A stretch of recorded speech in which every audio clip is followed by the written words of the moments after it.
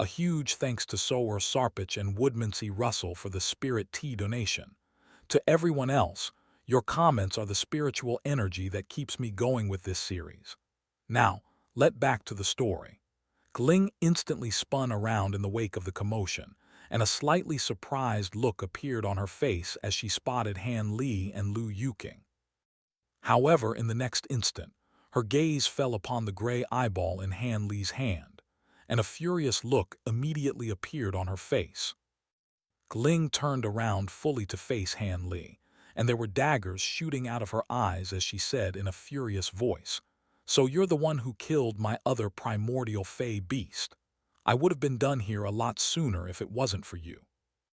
Han Li's mouth was suddenly feeling a little parched. At this point, it had become apparent that the primordial fey beast that he had slain all those years ago just so happened to have belonged to Kling, and it seemed that it had been quite important to her as well. His mind was racing, and he hurriedly said to Lu Yuking through voice transmission, "We have to split up and run." Immediately thereafter, he turned and fled into the distance. Lu Yuking faltered slightly upon hearing this, seemingly still a little dazed and confused, but she then immediately reacted as well, flying away in another direction as a streak of azure light. "You're not getting away." Kling harumphed coldly as she raised a hand and pointed a finger at Han Li from afar. A streak of white light instantly shot out of her sleeve, revealing itself to be a white rope that was giving off astonishing spiritual power fluctuations interspersed with faint law fluctuations. It was an immortal treasure, and it set off in pursuit of Han Li as a thin streak of white light. At the same time, she turned to the little primordial fey beast beside her and instructed, "Go and kill that woman." The primordial fey beast took a resentful glance at Han Li, but it clearly didn't dare to go against Kling's orders, and it stomped a foot down onto the ground, propelling itself toward Lu Yuking as a yellow shadow. As Han Li was flying through the air, he could sense the white rope hurtling toward him from behind at an astonishing speed, and in the blink of an eye, it was only several kilometers away from him. He hurriedly conjured up a pair of golden wings on his back, then began flapping them rapidly to accelerate further in his escape. A cold smile appeared on Kling's face as she made a hand seal before pointing a finger forward, and the white rope instantly accelerated as well, transforming into a blurry white shadow that caught up to Han Li in an instant, then split up into 5 or 6 identical projections that pounced at Han Li from both the left and the right. Han Li was quite alarmed to see this, and arcs of golden lightning surfaced over his thunderstorm wings amid a rumbling thunderclap, allowing him to just barely evade the rope projections right before they closed in around him. In the next instant, he reappeared close to 10 kilometers away amid a flash of lightning, but there was a very grim look on his face. As it turned out, the spatial restrictions here were even more severe than the ones in the light frost region, and that was why he wasn't able to get any further away with his lightning movement technique. All of a sudden, Kling's voice rang out from directly behind Han Li. "Cease your futile resistance." Han Li was extremely alarmed to hear this, and he didn't even have time to turn around to examine the situation as he hurriedly summoned his mantra-treasured axis, which instantly began to spin in reverse. At the same time, a flash of golden lightning erupted out of his thunderstorm wings once again, and he vanished for a second time amid a rumbling thunderclap, this time completing the sequence of actions several times faster than before. Only after reappearing close to 10 kilometers away amid a flash of golden lightning did Han Li dare to turn around, and he discovered Kling standing on the spot where he had just been a moment ago with a surprised look on her face. "It looks like you've got some unexpected tricks up your sleeve, but that's not going to save you." Kling harumphed coldly, and dazzling silver light surged out of her body before forming a pair of indistinct silver wings. The silver wings spread open, and Kling instantly vanished from the spot. Han Li's expression changed slightly upon seeing this, and he hurriedly unleashed his reversal true axis ability in conjunction with his lightning movement technique once again, allowing him to vanish from the spot amid a flash of golden lightning yet again. His lightning movement technique was greatly enhanced thanks to his reversal true axis, and he had only just vanished from the spot when Kling appeared up above, then reached out with one hand, and 5 streaks of gray light shot out of her fingertips. However, in the instant that the 5 streaks of gray light descended, Han Li had already disappeared, so she had failed to strike her target. Kling's expression remained unchanged as she turned to a certain direction, where Han Li stumbled out of thin air amid a flash of golden lightning. A cold sneer appeared on her face as she flapped her silver wings, vanishing from the spot once again in a wraith-like fashion, this time picking up even more speed than before. A grim look appeared on Han Li's face as he continued to flee using his lightning movement technique, and thus, a chase ensued, with a streak of silver light pursuing a streak of golden light through the air. The streak of silver light was only getting faster as time passed, and it was moving in a completely silent and wraith-like fashion, leaving a trail of silver afterimages in its wake.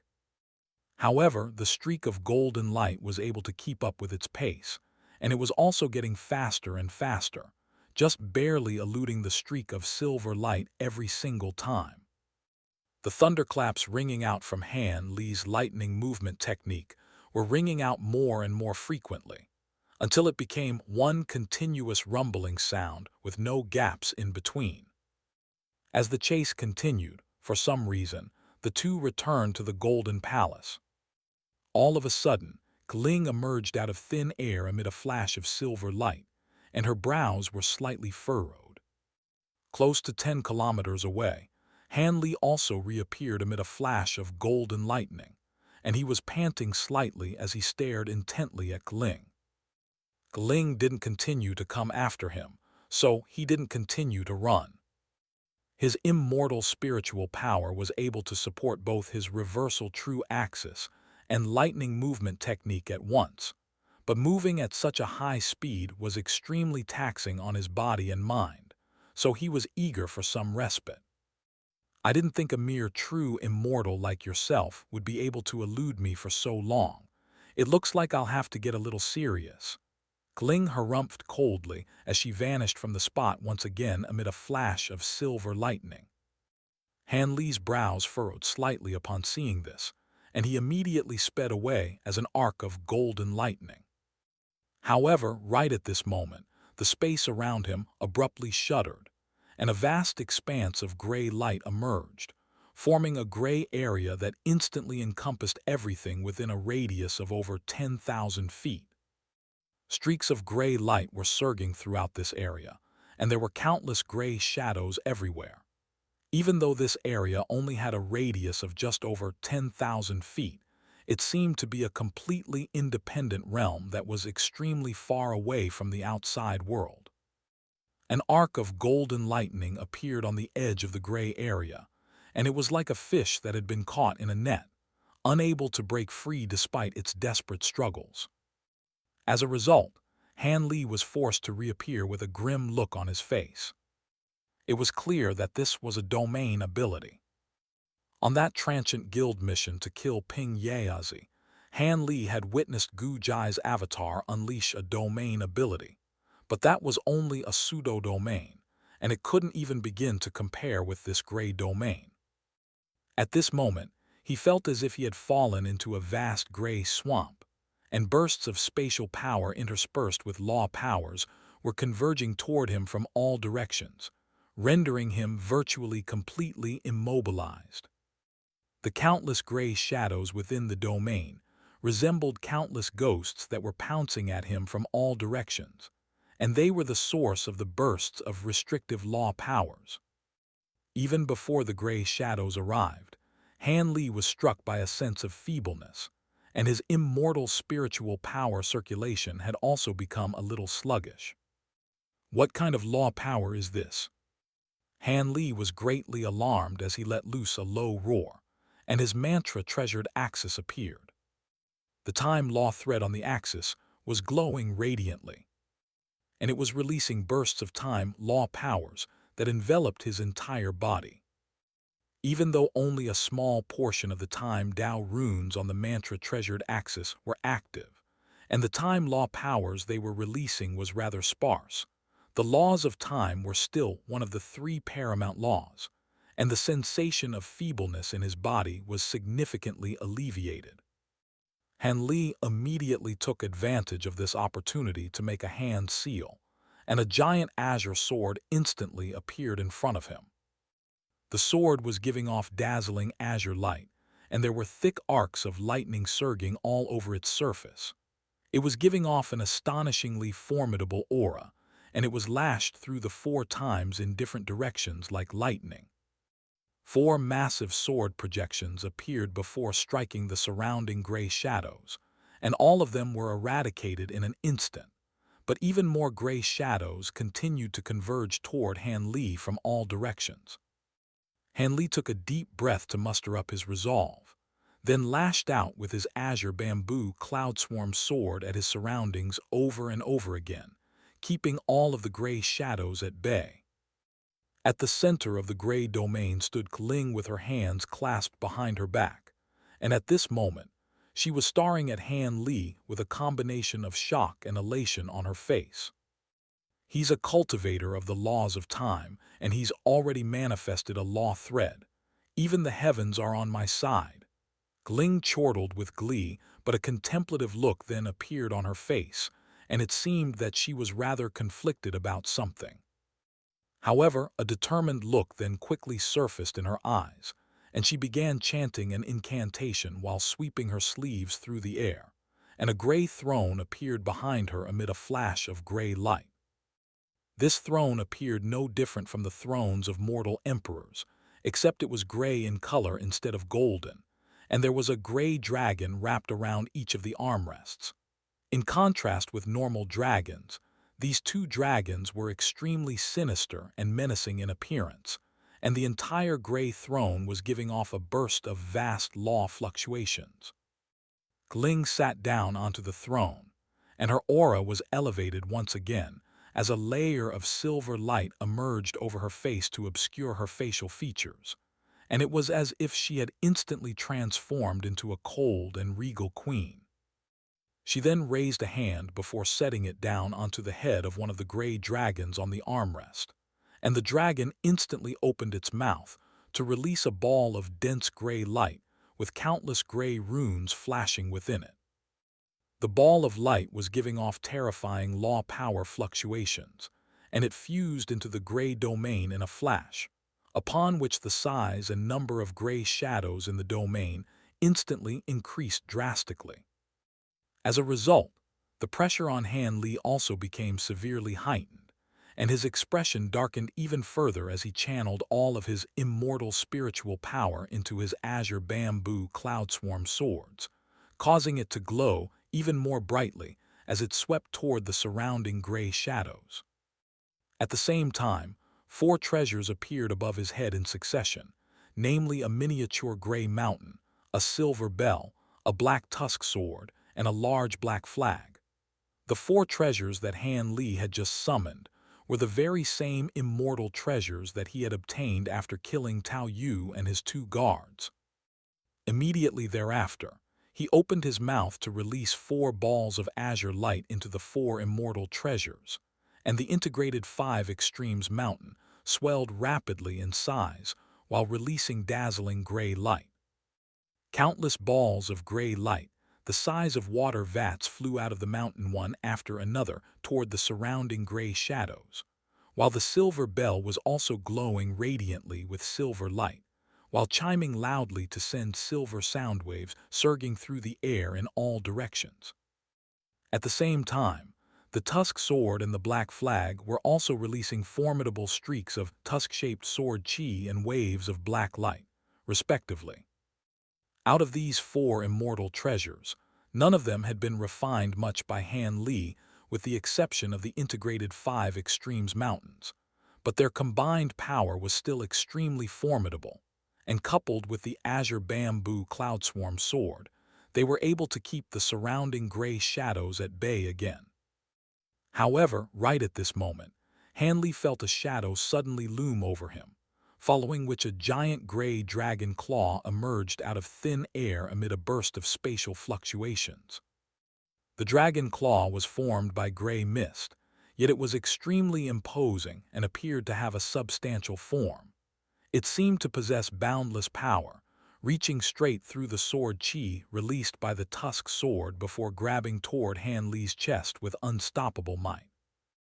Han Li remained completely unfazed as Taoist Zai abruptly appeared in front of him in its humanoid puppet form amid a flash of golden lightning, and it reached out with both hands to release thick arcs of lightning, which converged in the blink of an eye to form a giant golden lightning axe. The axe was swung viciously through the air, and it clashed against the gray dragon claw with an earth-shattering boom. Taoist Zai shuddered as it took a step back, but the gray dragon claw was also repelled and faded away into the surrounding gray space. Kling raised an eyebrow upon seeing this, clearly not expecting Han Li to have a golden, immortal stage puppet on his side, but a cold sneer then appeared on her face as she laid a hand onto the other gray dragon on her armrest. Her gray throne began to glow radiantly once again as three gray mirrors slowly emerged from behind it. On the surface of each mirror was inscribed an ancient character for decay, insanity, and death. The entire gray spirit domain began to ripple once again as all of the surrounding gray shadows surged violently, while the gray light within the domain rapidly became denser. Han Li's heart jolted slightly upon seeing this, yet before he had a chance to do anything, the gray throne abruptly shuddered, and the dense gray light that it was releasing quickly faded, while the unrest within the gray domain also subsided. Kling was rather taken aback by this, and she quickly noticed that for some reason, threads of white light that were crackling incessantly had appeared within the gray light being released by her throne. She immediately stopped what she was doing upon seeing this, then opened her mouth to release a burst of silver light that enveloped the entire throne. Only then was the throne slowly stabilized, and the hints of white light within the gray light gradually began to fade away. Kling's expression eased slightly upon seeing this, but she continued to cast a string of incantation seals into the gray throne. At the same time, she swept her other sleeve through the air, releasing two streaks of light, one azure and one golden, and they transformed into a giant azure silkworm and a huge golden beetle, respectively. "Go and capture that man, but take care not to hurt him as he's going to be very useful to me," Kling instructed. The giant azure silkworm immediately heeded her call, flying through the air toward Han Li, while the golden beetle remained still on the spot. Kling's expression darkened slightly upon seeing this, and she instructed in a cold voice, "You go as well." "All right," the golden replied in a lazy voice, then began to fly toward Han Li at a leisurely pace. Kling gave a cold harumph upon seeing this, then turned her attention back to her gray throne and began releasing incantation seals with greater urgency. Meanwhile, Han Li was busy keeping the surrounding gray shadows at bay with his 5 immortal treasures while searching for a way out. Taoist Zai had already returned to his body. This was a trump card that he didn't dare to use all the time, and he had to save it for unforeseen dangers like the situation that had just transpired. At this moment, HSI's face was rather pale, and his breathing was also a little labored. Enshrouded within Kling's spirit domain, he was unable to draw upon any of the world's origin chi from the outside world, and that severely hampered his powers and his immortal spiritual power recovery. Furthermore, using 5 immortal treasures at once was extremely taxing, and he didn't have much immortal spiritual power left. Not only that, but bursts of restrictive law powers continued to surge toward him incessantly from the surrounding spirit domain, and the time law powers around him were struggling to keep them at bay. I have to find a way out soon. Han Li's mind was racing as he scoured his surroundings with his bright-sight spirit eyes, and all of a sudden, his gaze fell upon a certain point in the spirit domain. Immediately thereafter, dazzling azure light erupted out of his body as he abruptly flew toward the edge of the domain, while making a rapid string of hand seals. Meanwhile, his azure bamboo cloudswarm swords also began to glow radiantly like a blinding azure sun, and the golden lightning that it was releasing had also brightened significantly. Han Li pointed a finger at the sword from afar, and it instantly circled around in the air before transforming into a giant azure dragon that was over 1,000 feet in size. Every single one of the dragon's scales was flashing with formidable sword chi, and thick arcs of golden lightning were surging over its entire body, while its aura had also been significantly elevated compared with back when it was in its sword form. The giant azure dragon pounced forward with formidable power, releasing countless streaks of peerlessly sharp sword chi that vanquished all of the gray shadows in its path. Han Li was flying close behind the giant azure dragon, while the other 4 immortal treasures had also returned to his side, orbiting around him to shield him from the surrounding gray shadows. It didn't take long before he reached the edge of the gray spirit domain, but right at this moment, the huge azure silkworm appeared in front of him in a flash before opening its cavernous mouth to release countless silken threads, which intertwined with one another in midair to form a massive azure net that descended upon him. Han Li's expression instantly changed slightly upon seeing this, but his mobility was severely restricted within the spirit domain, rendering him unable to take evasive measures. The azure net didn't appear to be all that remarkable, but it was giving off bursts of special law fluctuations, and if he were to be ensnared in it, it was most likely going to be very difficult for him to break free. In this dire situation, Han Li pointed a finger at the large black flag beside him, and it instantly swelled drastically in size while releasing a vast expanse of black light that surged toward the oncoming azure net. A dull thud rang out as the black flag was ensnared by the azure net, and the latter instantly reverted back into countless azure silken threads that spun rapidly around the black flag, forming an azure cocoon in the blink of an eye. The black flag was instantly immobilized within the cocoon, yet Han Li displayed no intention of trying to free it from the cocoon as he abruptly changed directions, flying around the azure cocoon before continuing onward. The giant azure silkworm was just about to release another flurry of silken threads upon seeing this when the golden beetle suddenly appeared beside it. Han Li instantly stopped cold in his tracks as he stared blankly at the golden beetle. The golden beetle also looked back at Han Li with a bright gleam in its beady little eyes. The azure silkworm was ecstatic to see that Han Li had suddenly drawn to a halt, and it opened its cavernous mouth to release another flurry of azure silken threads, which instantly formed another azure net that swooped down upon Han Li. Han Li immediately snapped back to his senses upon seeing this, withdrawing his gaze from the golden beetle as he pointed a finger at the black tusk sword. A vast expanse of black sword light surged out of the tusk sword, instantly forming a sea of sword chi that was around an acre in size to oppose the descending azure net. The giant azure silkworm screeched in derision as it opened its mouth once again, releasing a gust of fierce azure wind this time. The gust of wind was filled with azure blades of wind that swept rapidly through the air, hurtling toward Han Li from another direction to prevent him from getting away. All of a sudden, a burst of bright golden light erupted out of the golden beetle's body, then converged entirely onto its 2 front legs. 2 streaks of translucent light that were each several hundred feet in length instantly appeared on those two front legs, and they were giving off a peerlessly sharp aura.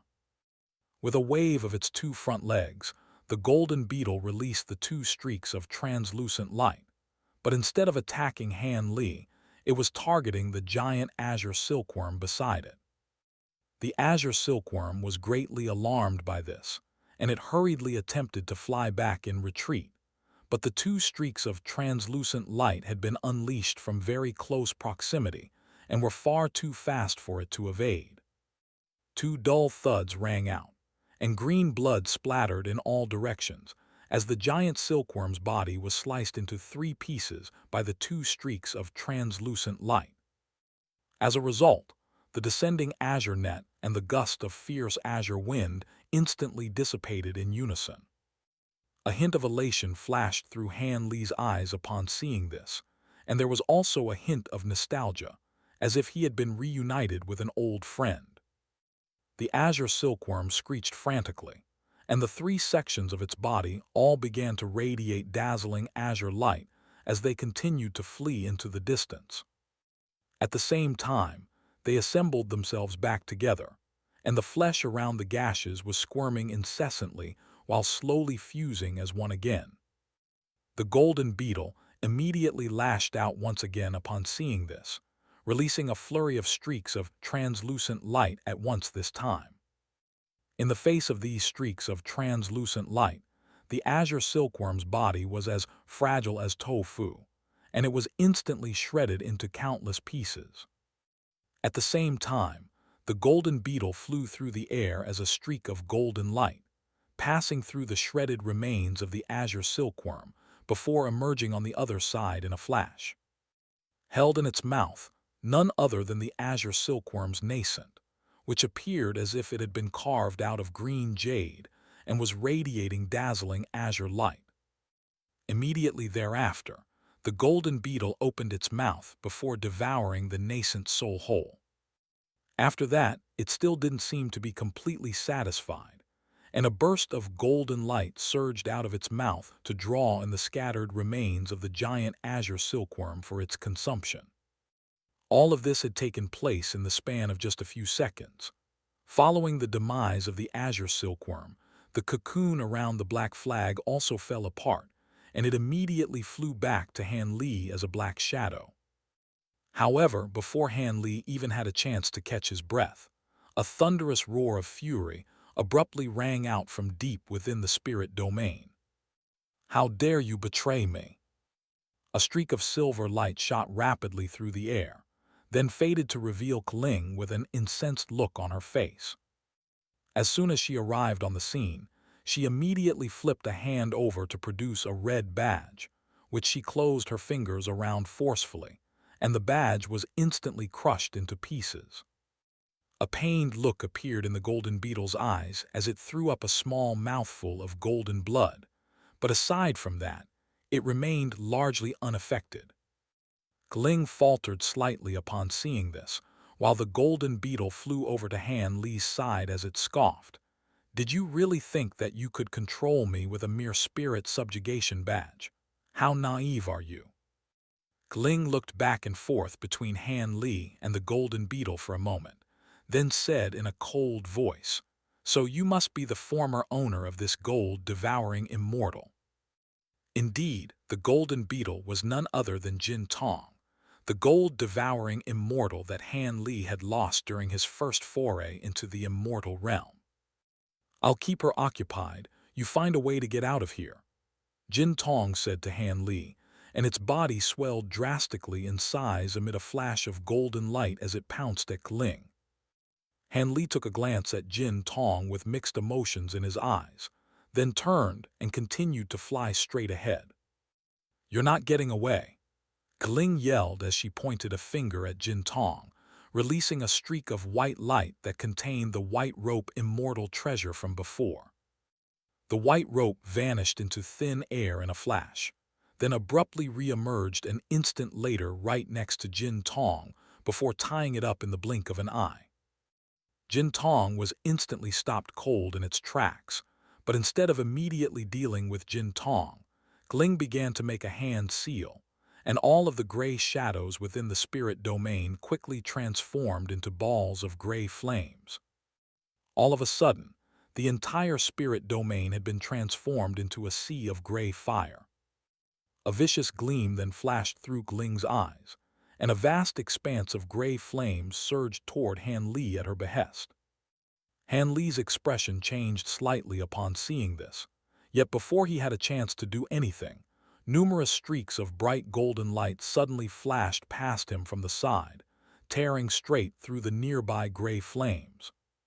Immediately thereafter, Tong appeared in front of him, clutching the remnants of a torn white rope in its mouth.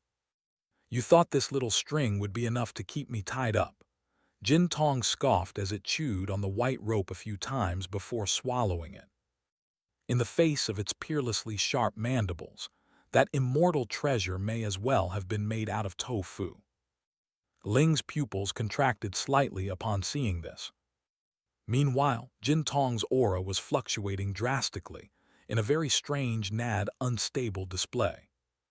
The fury in Kling's eyes became even more pronounced as veins began to bulge on her forehead. At this point, it had already become apparent to her that Tong had been hiding its true power this entire time. Han Li took a long glance at Tong, then adopted his giant golden mountain ape form, transforming into a giant golden ape in the blink of an eye before flying onward. He had discovered that while this spirit domain severely restricted one's cultivation base, the impact that it had on one's physical prowess was actually quite minimal. In his giant mountain ape form, Han Li's entire body was brimming with primal power, and he was able to advance through the air far more quickly, reaching the edge of the spirit domain in the blink of an eye. Ling's expression changed slightly upon seeing this, and she hurriedly pointed a finger forward. A streak of light shot out of her fingertip, before vanishing into the edge of the spirit domain as fast as lightning. The gray light on the edge of the spirit domain instantly began to flash erratically, following which a gray cloud emerged, giving off formidable law power fluctuations. In the blink of an eye, the entire spirit domain had transformed into an independent space. A dull thump rang out as Han Li crashed straight into the gray cloud, only to be repelled as if he had run into a giant sponge.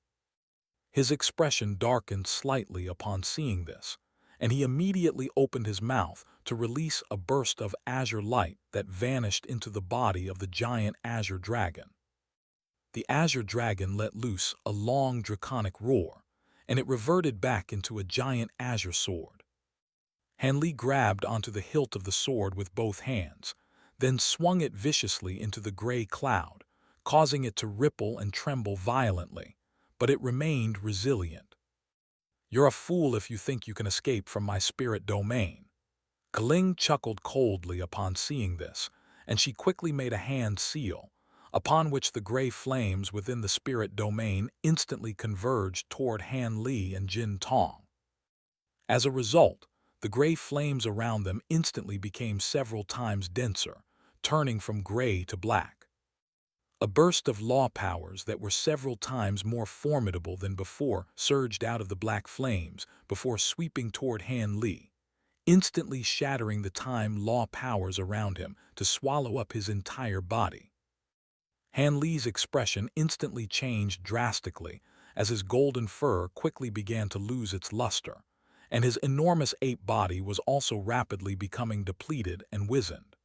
At the same time, his immortal spiritual power circulation was slowed down drastically, and a sense of feebleness spread through his entire body. Not only that, but a multitude of illusions had surfaced in his mind, and a burst of violent, destructive intent welled up in his heart, as if he were being plagued by inner demons. Han Li was quite alarmed by this, and he frantically tried to channel his cultivation arts and his time law powers to suppress the wild urges that were welling up in his heart, but it was a completely futile task. Hints of red light were appearing in his eyes, and they were rapidly spreading, slowly filling the entirety of his eyes. A hint of urgency flashed through Jin Tong's eyes upon seeing this, and it was just about to do something when the black flames around it transformed into a series of fiery black dragons that swept toward it from all directions. In the next instant, Kling appeared directly in front of it in a flash, blocking its path as she sneered. "Do you want to go save your former owner? Keep dreaming. You're in my spirit domain right now, so you have to do as I say." Jin Tong gave a cold harumph as bright golden light erupted out of its body, and streaks of sword chi surged forth in all directions, instantly shredding all of the surrounding fiery black dragons. Not only that, but the streaks of golden sword chi began to swirl to form a golden vortex, releasing a burst of tremendous suction force that devoured much of the nearby black flames. Immediately thereafter, Jin Tong pounced directly at Kling, and two huge streaks of translucent light, both of which were around 1,000 feet in length, were sent hurtling toward Kling from either side, slicing through all of the black flames in their path with ease. "Which is it? Are you going to face me or are you going to save your former master?" Kling chuckled as she made a rapid string of hand seals, and bursts of black flames converged from all directions to form two lines of black light in a flash. Bursts of tremendous law power fluctuation surged out of the two black lines, and they flew through the air at Kling's behest to clash against the two oncoming streaks of translucent light. A pair of dull thumps rang out as the black lines, and the streaks of translucent light dissipated in unison. "If he can't even deal with something like this, then he's not worthy of being my master. All I can do to help him is keep you occupied so you can't attack him directly. If he still can't escape from this spirit domain, then he's far too weak and simply deserves to die," Jin Tong said in an indifferent voice as it swept its pair of front legs through the air once again, sending two more streaks of translucent light hurtling toward Kling. Kling harumphed coldly as she raised her arms, and bursts of black flames shot forth to oppose the streaks of translucent light. Meanwhile, the red coloration in Han Li's eyes was becoming more and more pronounced, and his eyes were about to turn completely red. Right at this moment, the azure bamboo cloud swarm swords in his body abruptly shuddered, following which thick arcs of golden lightning erupted out of his body amid a deafening thunderclap that resembled the roar of a scorned primordial beast. In the blink of an eye, Han Li's entire body was completely encompassed within a sea of golden lightning, and an aura of righteousness erupted out of the divine Devilbane lightning before surging into his mind.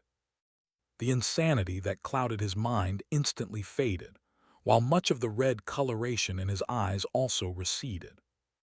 He immediately pounced on this opportunity as he summoned his mantra-treasured axis once again. Perhaps it was due to the fact that it was situated in the spirit domain, but on this occasion, the mantra-treasured axis didn't release the same golden ripples as it always had in the past. Bursts of time, law powers surged out of the axis to envelop Han Li's entire body, acting as another barrier against the invasive law powers in the spirit domain. At the same time, he channeled his spirit refinement technique with all his might, and a cool and refreshing sensation instantly welled up in his mind.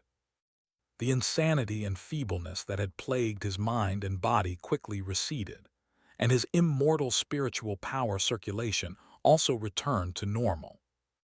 A hint of incredulity appeared in Kling's eyes upon seeing this, and she exclaimed, "How could this be?"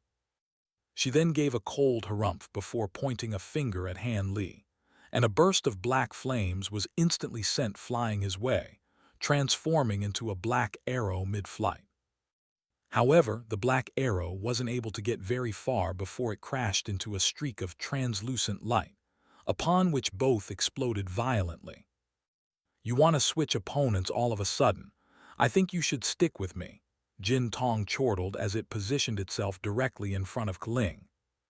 Meanwhile, Han Li paid no heed to the battle taking place in the distance as he cast his gaze toward the gray cloud up ahead, and a fierce look flashed through his eyes as he opened his mouth to release 3 bursts of azure light, which surged into the silver bell, the tusk sword, and the black flag around him. The 3 immortal treasures instantly shuddered in unison, and the light radiating from them brightened by severalfold, to the point that it was impossible to look directly at them. "Go," Hanli yelled, and the 3 immortal treasures shot forth as 3 streaks of dazzling light before striking the gray cloud with tremendous force. As soon as the 3 immortal treasures came into contact with the gray cloud, they immediately exploded into 3 balls of light, 1 silver and 2 black. The gray cloud also shuddered violently, as did the entire spirit domain, while a large section of the surrounding black flames were swept away. Hanli's brows furrowed slightly upon seeing this. The detonation of 3 immortal treasures at once had worn down the gray cloud significantly, but it still wasn't entirely wiped out. Kling was furious as she observed the unfolding situation from afar, but she was unable to free herself from her battle against Tong, so she could only watch as Hanli continued to chip away at her spirit domain. Right at this moment, Hanli swept a sleeve through the air to summon that black inkstone immortal treasure that he had obtained from Tao Yu. He tossed the black inkstone forward while making a hand seal, and a burst of piercing black light interspersed with formidable law power fluctuations instantly surged out of the inkstone. The law powers imbued within this inkstone were far superior to that of the 3 previous immortal treasures, and even though Hanli hadn't been able to completely refine the treasure, he still had sufficient control over it to trigger its self-detonation. An alarmed look appeared on Kling's face as she sensed the formidable aura emanating from the black inkstone, and she immediately opened her mouth to release a burst of silver liquid, which fused into the black flames around her in a flash. The surrounding black flames instantly swelled to exert more pressure on Tong, and at the same time, Kling swept a sleeve through the air to summon a green gourd amid a flash of green light. An indescribably enormous aura instantly erupted forth as soon as the gourd emerged, and Hanli was quite stunned upon sensing this aura, but continued with what he was doing without pause.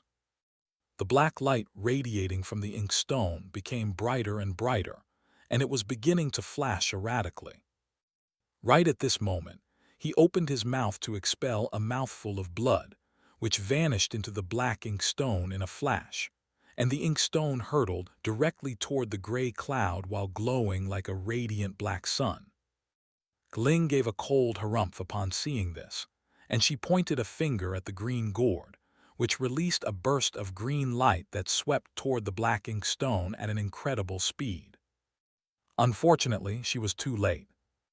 In the instant that the burst of green light reached the black inkstone, the latter exploded violently into an eruption of black light and countless black runes.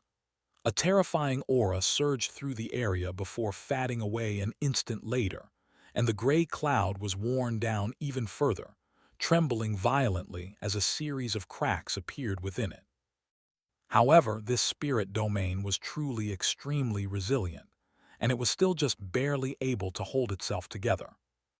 An urgent look appeared on Hanli's face upon seeing this, and he opened his mouth to expel another mouthful of blood, this time into his azure bamboo cloudswarm sword.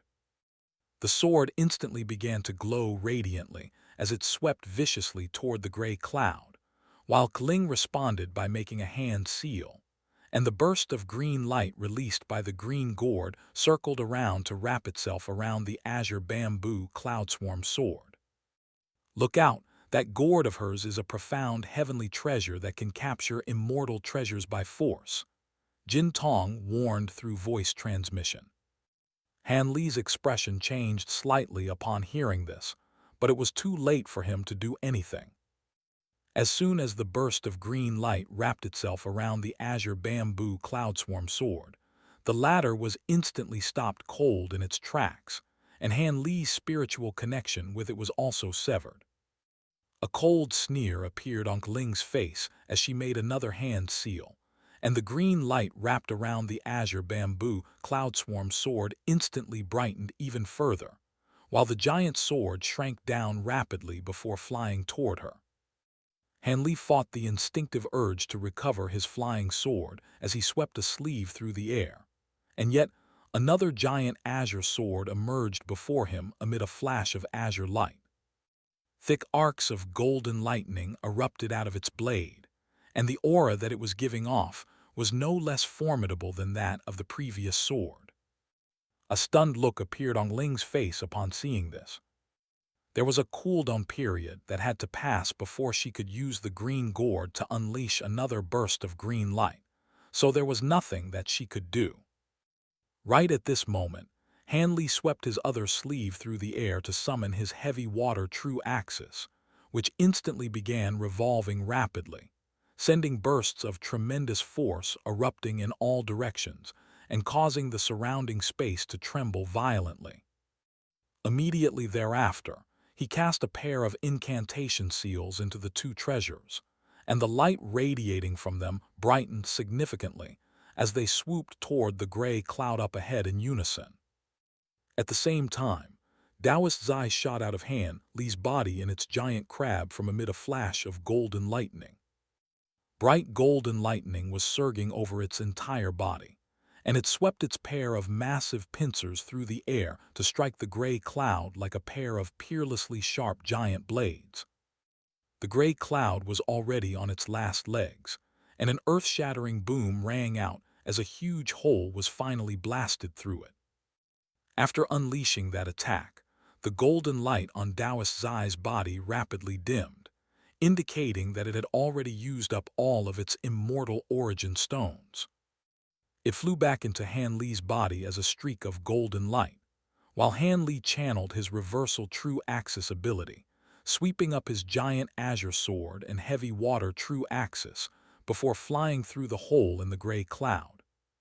He was flying extremely fast, and he just so happened to be traveling downward, so he was unable to arrest his momentum and crashed straight into the ground, creating a massive crater beneath himself.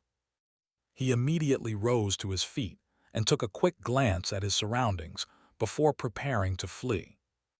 Even though he had escaped from the spirit domain, his immortal spiritual power were already completely depleted, so he was unfit for further battle. Right at this moment, his mantra-treasured axis suddenly emerged on its own, and as soon as it appeared, it began to revolve rapidly while releasing dazzling golden light, as was the case with the time law thread on the axis. The golden gate up ahead also began to glow radiantly, and both the axis and the gate also began buzzing audibly, as if they were resonating with one another. All of a sudden, the time law thread on the mantra-treasured axis shot through the air before vanishing into the golden gate in a flash. A golden ring design instantly appeared on the golden gate, and a burst of dazzling golden light flew out from within before encompassing Hanli's entire body. Hanli immediately felt a burst of immense, yet gentle force descend upon him, rendering him largely immobilized. He was naturally quite startled by this, and he raised his head with great difficulty to cast his gaze toward the gate of the Golden Palace, upon which he was surprised to discover that Lu Yuking was standing beside the gate. She was being pursued by that young primordial fey beast earlier, but she had somehow returned to this place. There was a stunned look on her face as well, and she was also looking back at Hanli with her mouth slightly agape. Right at this moment, a burst of rumbling rang out from the gray spirit domain up above, and a streak of golden light flew out from within before transforming into Jin Tong. At this moment, its body was riddled with gashes, and there was a weary look in its golden eyes. Not far away, Kling also appeared amid a flash of silver light. She had already taken in the situation that was unfolding down below, and a furious look appeared on her face as she swept a sleeve through the air, upon which the gray throne reappeared before immediately fusing into the gray spirit domain above her. The gray spirit domain instantly began to shrink rapidly, as if it were collapsing in on itself, shrinking to only several hundred feet in size in the blink of an eye, and its color had also become extremely dark. A burst of tremendous power erupted out of the spirit domain, causing the nearby air to tremble and quiver, while gusts of ferocious wind were sent sweeping in all directions. At the same time, an enormous gray dragon head projection appeared within the spirit domain. It had an extremely menacing appearance and was riddled with sharp spikes, but its eyes were completely indifferent and emotionless. Right as Han Li's gaze fell upon the gray dragon head, it was also looking directly at him, and an indescribable sense of foreboding instantly welled up in his heart. Right at this moment, the gray dragon head opened its mouth, and three bursts of light of different colors appeared within its maw, namely gray, black, and white. Each burst of light contained tremendous law powers that were completely different from one another, yet were able to coexist in perfect harmony. The gray dragon head let loose an earth-shattering roar, following which a thick pillar of three-colored light erupted forth, hurtling directly toward Han Li at an incredible speed. At this moment, Han Li was completely immobilized, so he could only look on helplessly as the pillar of three-colored light approached him at lightning speed. In this dire situation, a streak of golden light suddenly flashed through the air before him, and a little girl appeared in front of him without any warning. The little girl was none other than Jin Tong, and it appeared that it had managed to attain a human form during the time that it had been separated from Han Li. The little girl appeared to be around 8 or 9 years of age, and her head of golden hair and porcelain-like features gave her a very adorable appearance.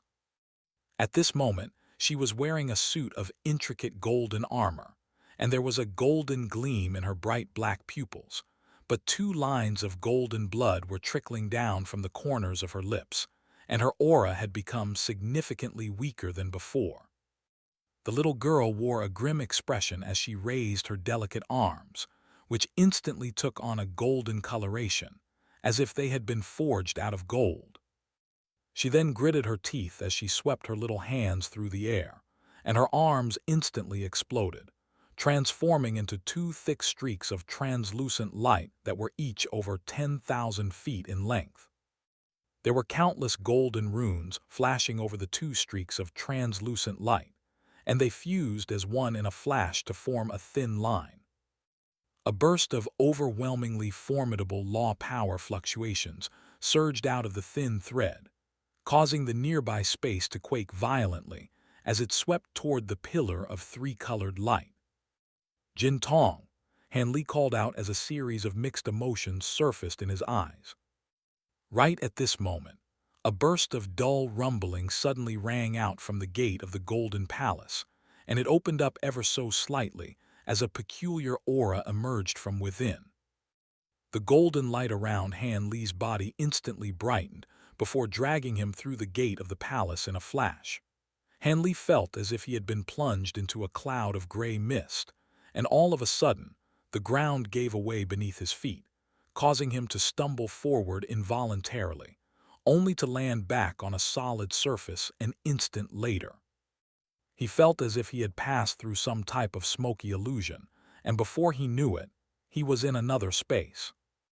He massaged his slightly sore temples as his blurry vision slowly recovered, and only then was able to see the moss-covered ground beneath his feet. He quickly looked around to find that he was the one here, and that none of Jin Tong, Lu Yuking, or Kling had managed to follow him in here.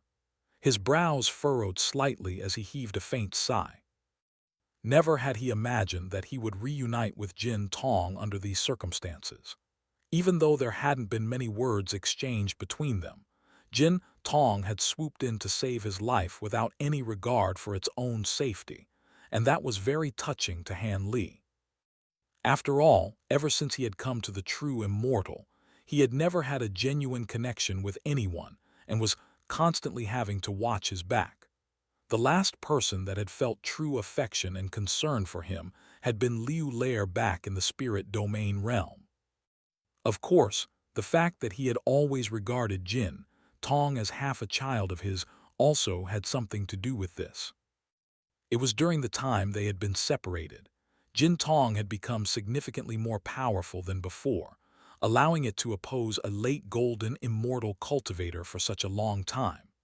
However, Han Li knew that it was definitely no match for Kling, considering her exceptional mastery over law powers, as well as her formation of formidable treasures, including that peculiar profound heavenly gourd. At the moment, all he could do was pray that Jin Tong could somehow find safety, even if it meant having to temporarily submit to Kling. Judging from what he had seen earlier, it seemed that Kling had taken Jin Tong under her wing as a spirit pet. If something were to happen to Jin Tong, then once he reached the golden immortal stage, he would be sure to go after Kling and make her pay the price. As for Liu Yuqing, at some point, he had developed the impression that something was rather strange about her, but he couldn't put his finger on exactly what it was. Having said that, she was only an acquaintance of his, and they had entered the Infernal Frost Immortal Manor as collaborative partners, so he didn't feel any obligation to her. While it was true that she had run into Kling because she was with him, she was the one who had chosen to follow him in the first place, so she had to accept the risks that came with such a decision. Now that he had been sucked into the place somehow, she would just have to deal with Kling's wrath on her own. Han Li cast these thoughts aside as he swept his gaze over the surrounding area. In doing so, he discovered that he was standing in an old courtyard, surrounded by dilapidated walls and collapsed buildings that were overgrown with moss and weeds. However, as he cast his gaze toward the rear section of the courtyard, a hint of befuddlement appeared in his eyes. Hovering in the air above the upper right corner of a building in that direction was a roof tile, which was frozen in the process of blowing up into pieces. It was as if it were being held in place by some type of invisible form, and the moment of its destruction had been forever immortalized. Han Li activated his bright-sight spirit eyes while also releasing his spiritual sense to examine the roof tile, and a few moments later, he sprang up into the air before landing on the roof of the building. There, he reached out to pluck a piece of the hovering roof tile out of midair, while the rest of the roof tile fragments remained in their original positions, completely unaffected. Han Li was rather bewildered and intrigued by this, and he cast his gaze out of the courtyard to find more sets of ruins in all directions, spreading as far as the eyes could see. Among these collapsed buildings, similar peculiar scenes as this hovering roof tile could be seen everywhere. All of those destroyed buildings and pavilions had been shattered into countless pieces, but not even a single fragment had fallen onto the ground. It was as if time had stopped in the instant that they were destroyed, leaving them trapped in their perpetual purgatory. After a brief moment of contemplation, Han Li slowly closed his eyes before releasing his vast spiritual sense over the surrounding area. In contrast with that barren red area from before, his spiritual sense wasn't restricted at all here. However, only a few moments had passed before his eyes suddenly sprang open, and the blue light in his pupils faded as a peculiar look appeared on his face. It seemed that by examining his surroundings, he had only become more perplexed. As it turned out, this area was far smaller than he had anticipated. He had only just released his spiritual sense slightly, and it had already filled this entire space, which only had a radius of several dozen kilometers. The entire space was surrounded in all directions by spatial walls, but theoretically speaking, the fact that he was able to enter this place meant that it wasn't completely isolated from the outside world. At the very least, there had to be some fragile spots in the space here, and if he could track down those spots, then he would be able to break through the spatial walls to return to the outside world if such a need ever arose. However, through his spiritual sense examination, He wasn't able to identify any weak points in the space here for him to target. After taking a moment to contemplate how to proceed, Han Li made a hand seal, and his mantra treasured axis appeared behind him amid a flash of golden light. Following the emergence of the axis, the dozen or so active time Tao runes on its surface lit up one after another, and the Eye of Truth at its center began to scour the surrounding area while releasing a beam of golden light. Han Li was unable to find any way out using his spiritual sense, so he had no choice but to turn to his Eye of Truth. He flew up into the air, then turned his gaze to the center of the courtyard that he had first appeared in through the perspective of the Eye of Truth. But even under the scrutiny of the beam of golden light, the courtyard didn't display any abnormalities. Han Li's gaze slowly roamed over the ground to the stone table in the courtyard, then to the walls, the dead trees, and the buildings, but he wasn't able to find anything worthy of note. However, as the gaze of the Eye of Truth fell upon that room with the hovering roof tile above it, a burst of golden light suddenly erupted out of the roof of the building, following which it was quickly restored to its original state, as if it had been rebuilt anew. Han Li was very surprised to see this. Could it be that this building contains time law powers? Before he had a chance to approach the building for a closer examination, the projection of the repaired building began to flash and waver in an unstable fashion. Han Li withdrew his mantra treasured axis as he descended in front of the building, and he took some time to examine the outside of the building before entering it and conducting a thorough search. But he wasn't able to find anything that contained time law powers. How strange! Could it be that the time law powers here are too sparse to be detectable? Surely that's not the case. After some contemplation, he summoned his mantra treasured axis once again, then rose up into the air and left this courtyard to fly toward the other areas in this space. Looking down from above, he could see that even though all of the buildings here were quite dilapidated, the general layout was quite orderly and well-structured. The layout of this place was very similar to that of the average mortal city, and Han Li began to do some exploring. He started from the eastern side of the city and slowly made his way westward, making sure to examine all of the buildings that seemed to have been frozen in time along the way. Whenever he gazed upon them through his Eye of Truth, those buildings would present projections of back when they were whole, but those projections were also quite blurry and unstable. It was as if faint time law fluctuations permeated throughout this entire city, but only to a very faint degree that was completely undetectable. It took Han Li only less than half a day to explore the entire city, but he wasn't able to discover anything. As night approached, the sun began to set. In the southern part of the city, there stood a 9-story black wooden pagoda in a garden that was overrun with weeds. The pagoda had many scorch marks on its surface, and it was tilted severely to one side, looking as if it could collapse at any moment. Han Li was standing on the black roof tiles atop the pagoda's roof, with one hand resting on the tip of the pagoda, as he cast his gaze toward the setting sun in the distance. Standing beside him was the yellow-robed dowist Zai, with a neutral expression on its face. "Can you see anything special about the layout of this city, Brother Zai?" Han Li asked. "Not at all.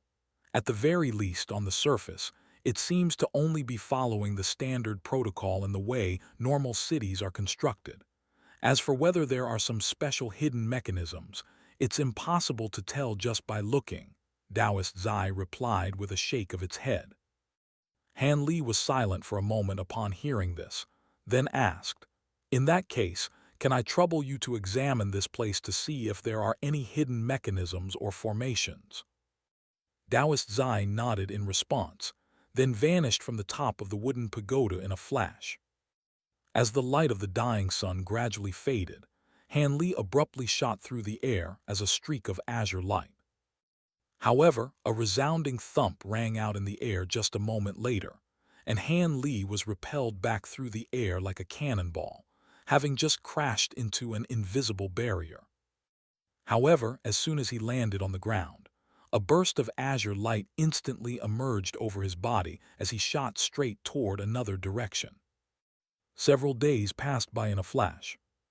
In this ruined city was a private garden, within which was a lush forest. The forest was littered with numerous strange rocks, each of which was as tall as a grown man.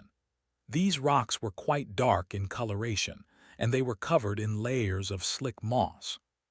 Two figures were making their way side by side toward the center of the forest down a winding path. There are quite a few restrictions and secret chambers in the city, but barely any of them are worthy of further examination. This is the only place that I feel is worthy of note. At the very least, the formation here stands out from the rest, Taoist Zai said while leading the way. In that case, there's probably a good chance that this is the exit of this secret area, Han Li replied as a hopeful look appeared in his eyes. Taoist Zai made his way down the small path until it arrived at a strange rock that resembled a hunched-over old ape, where it drew to a halt and said, "Come and take a look at what this is, fellow Taoist Han."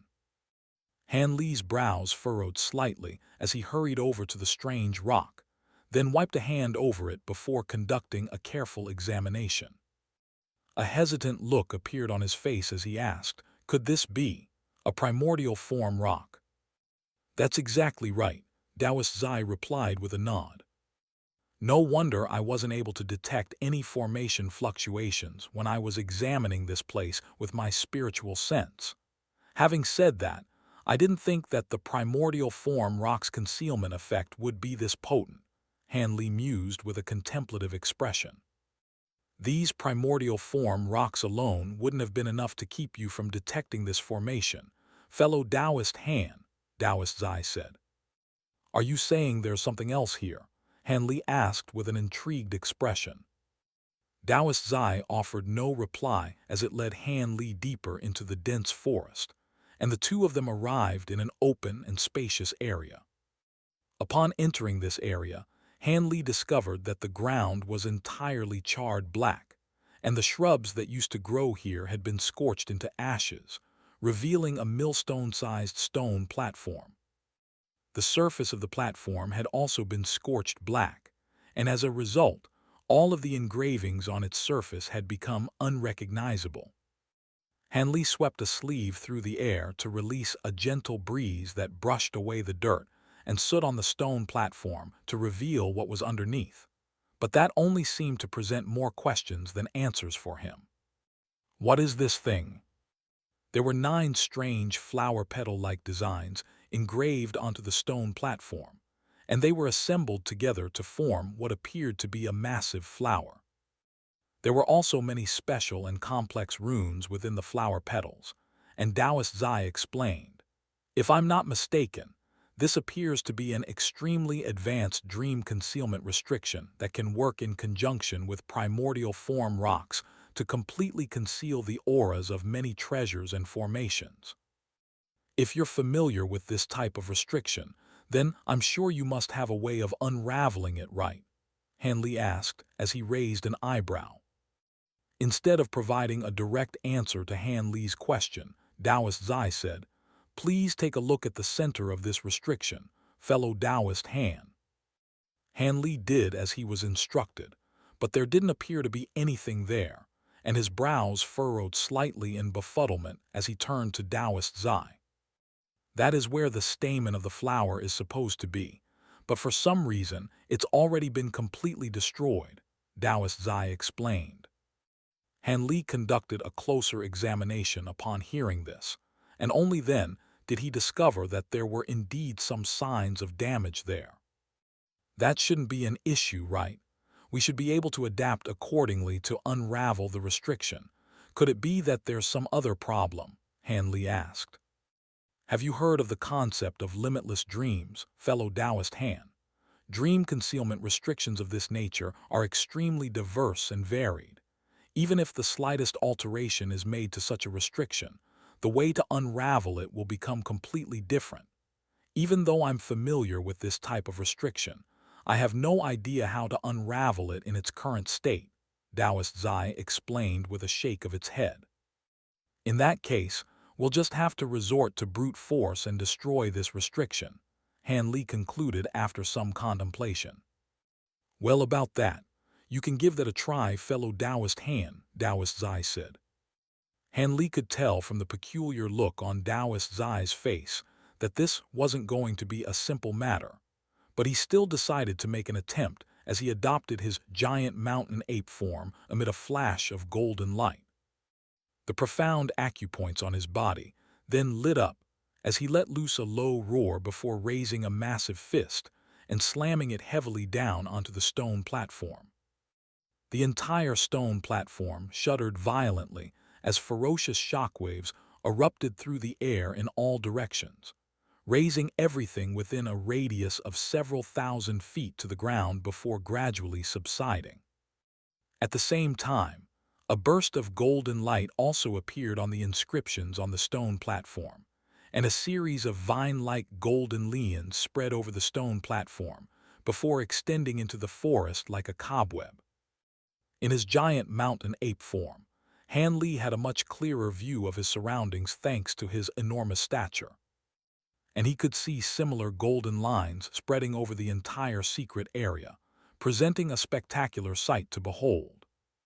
By my estimates, one would have to be at least at the golden immortal stage for them to have a chance at breaking this restriction by force. Even an all-out attack from me in my current state won't be enough to get the job done, Taoist Zai said. Even if that were possible, we most won't be able to do it. This restriction is connected to this entire secret area, so if we were to destroy it by force, the entire secret area would most likely collapse, and that would be catastrophic for us, Han Li said as he quickly reverted back to his human form. That's right, Taoist Zai replied with a nod.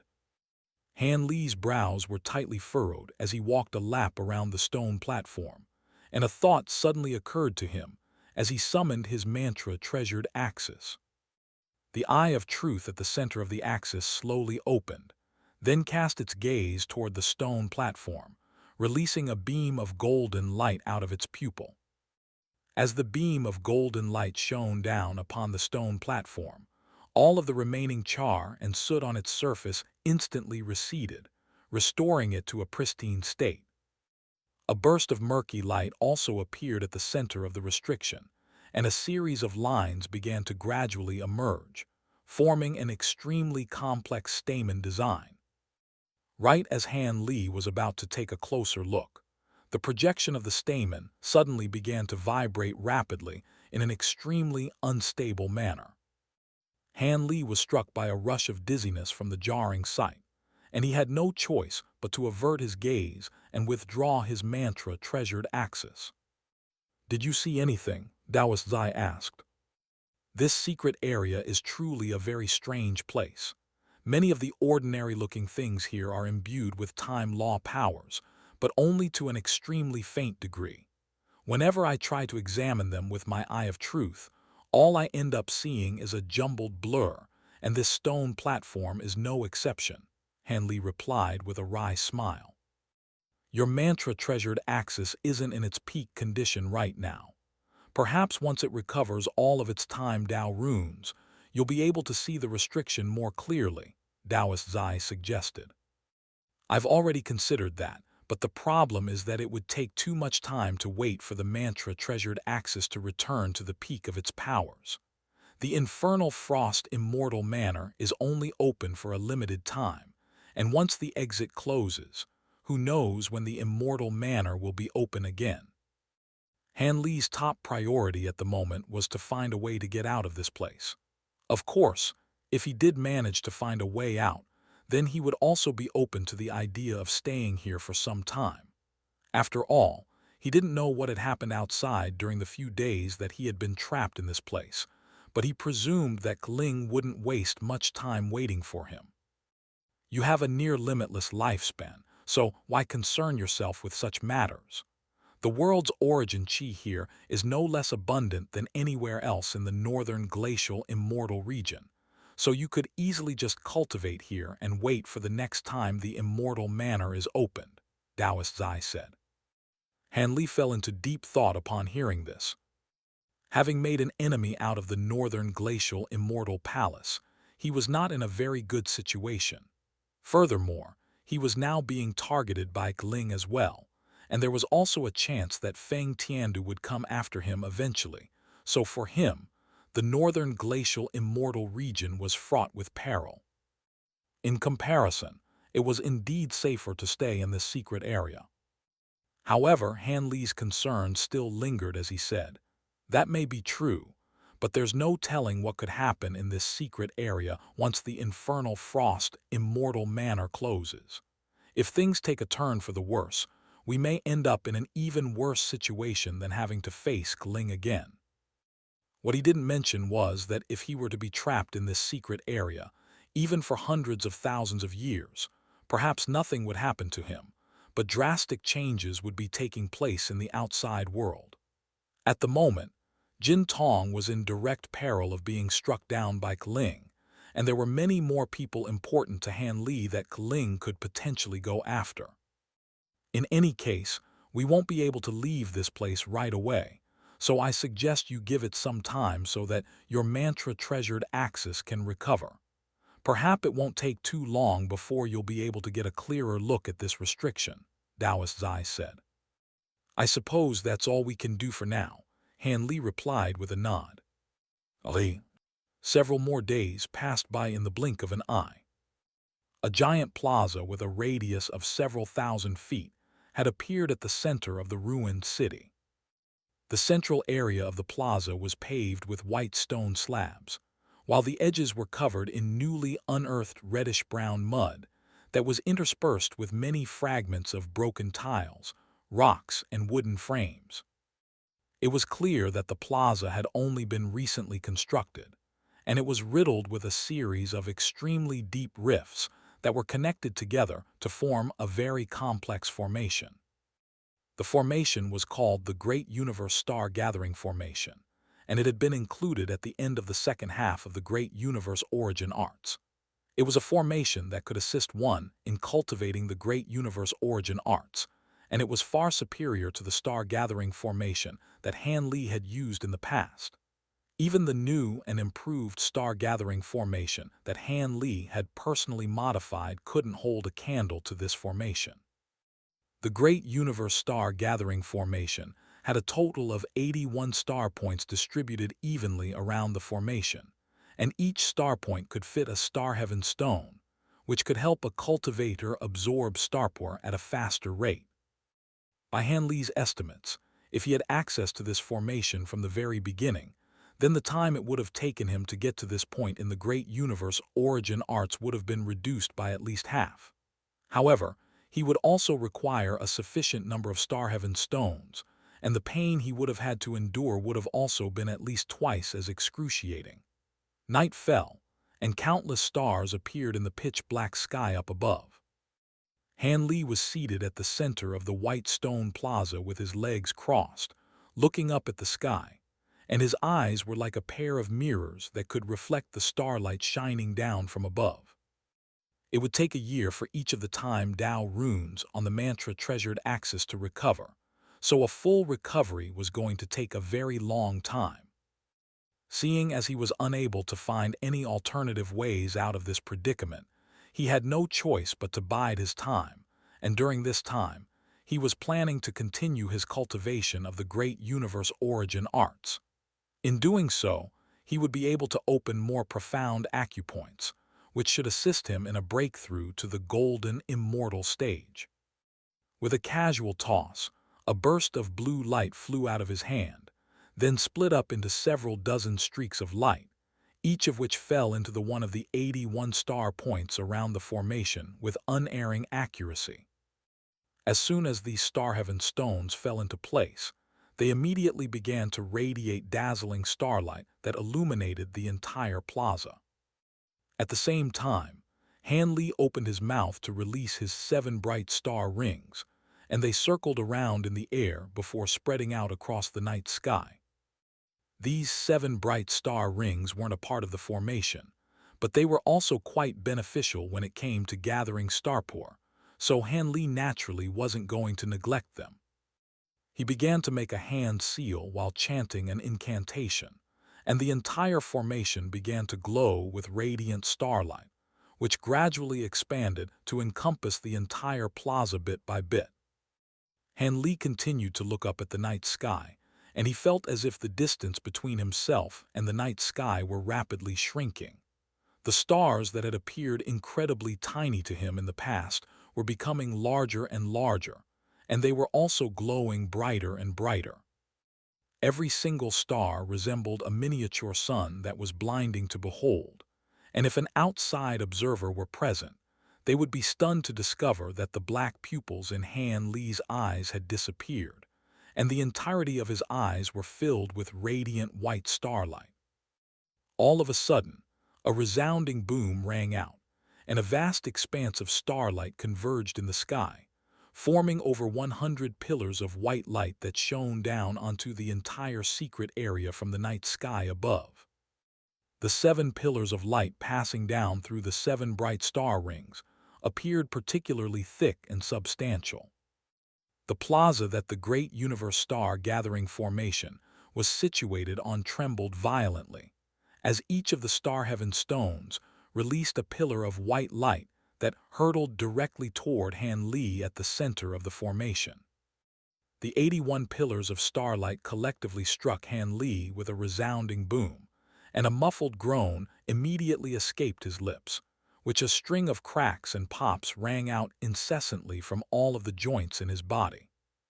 His 18 profound acupoints also lit up in unison, immediately following which each of them formed a miniature vortex that sucked in the vast expanse of starlight converging toward him. The enormous influx of starpore instantly struck Han Li with a bloated sensation in his profound acupoints, as if he had already had a hearty meal, yet was being forced to eat more, and it was not a good feeling. A pained look flashed through his eyes as he gritted his teeth tightly, enduring the pain as his profound acupoints continued to devour starlight. Right at this moment, the formation beneath him suddenly shuddered violently, and a spatial vortex emerged under him. A burst of suction force instantly surged out of the vortex, sucking in the white starlight all over the entire plaza and drawing it toward Han Li. All of the pillars of white light shining down from the heavens were sucked in by the vortex, causing them to veer off their original trajectories and descend toward Han Li instead. Just a moment ago, the great universe star gathering formation resembled a vast sea formed by over 100 cascading waterfalls, while Han Li was like a small raft drifting over the sea in relative safety and comfort. But the situation was completely different now.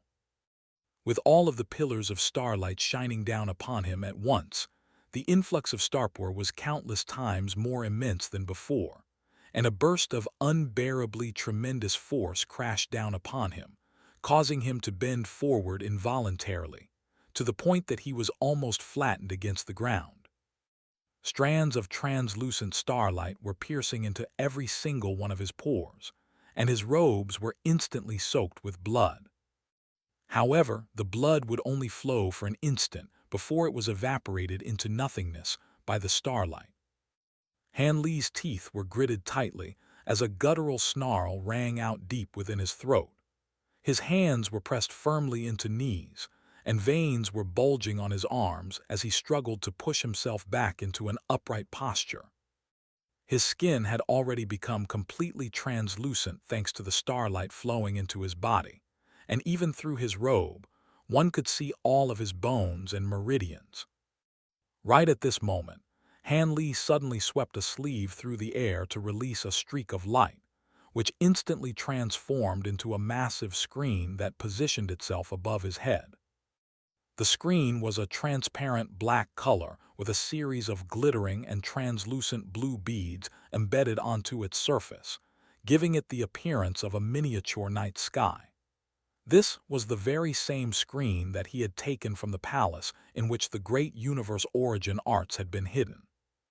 With all of the pillars of starlight shining down upon it, The blue beads on the screen began to radiate dazzling starlight, projecting a miniature starry sky. At the same time, the entire screen became more and more transparent until it transformed into a black veil-like light barrier that encompassed Han Li's entire body. The light barrier was rippling incessantly under the vast volume of starlight shining down upon it, but it was able to afford Han Li some protection and alleviate some of HTE pressure weighing down upon him. As a result, he was able to catch his breath, and he made a hand seal as he closed his eyes to focus entirely on the absorption of starpore. Ali. The days passed by one after another in a blur. At night, Han Li would draw starpore into his body from the night sky, while during the day, he would continue to cultivate the great universe origin arts using the Star Heaven stones, and he did this without pause every single day. During the first few years, Han Li would recover an additional time Dao rune every single year, following which he would take a break from his cultivation and travel to that garden to examine the dream concealment restriction on the stone platform, but he was unable to make any progress. After that, he knew that the infernal frost immortal manor had to have already closed a long time ago, but nothing had changed in this secret realm. This instilled within him a sense of reassurance, allowing him to focus fully on his cultivation, and it didn't take long before he opened his 19th profound acupoint. His cultivation of the great universe origin arts wasn't exactly all smooth sailing from there, but there were no major obstacles either, and he slowly became immersed in the process, forgetting the passage of time. 500 years flew by in the blink of an eye. On this night, pillars of starlight were shining down from the heavens as usual, illuminating the entire ruined city with their resplendent white radiance.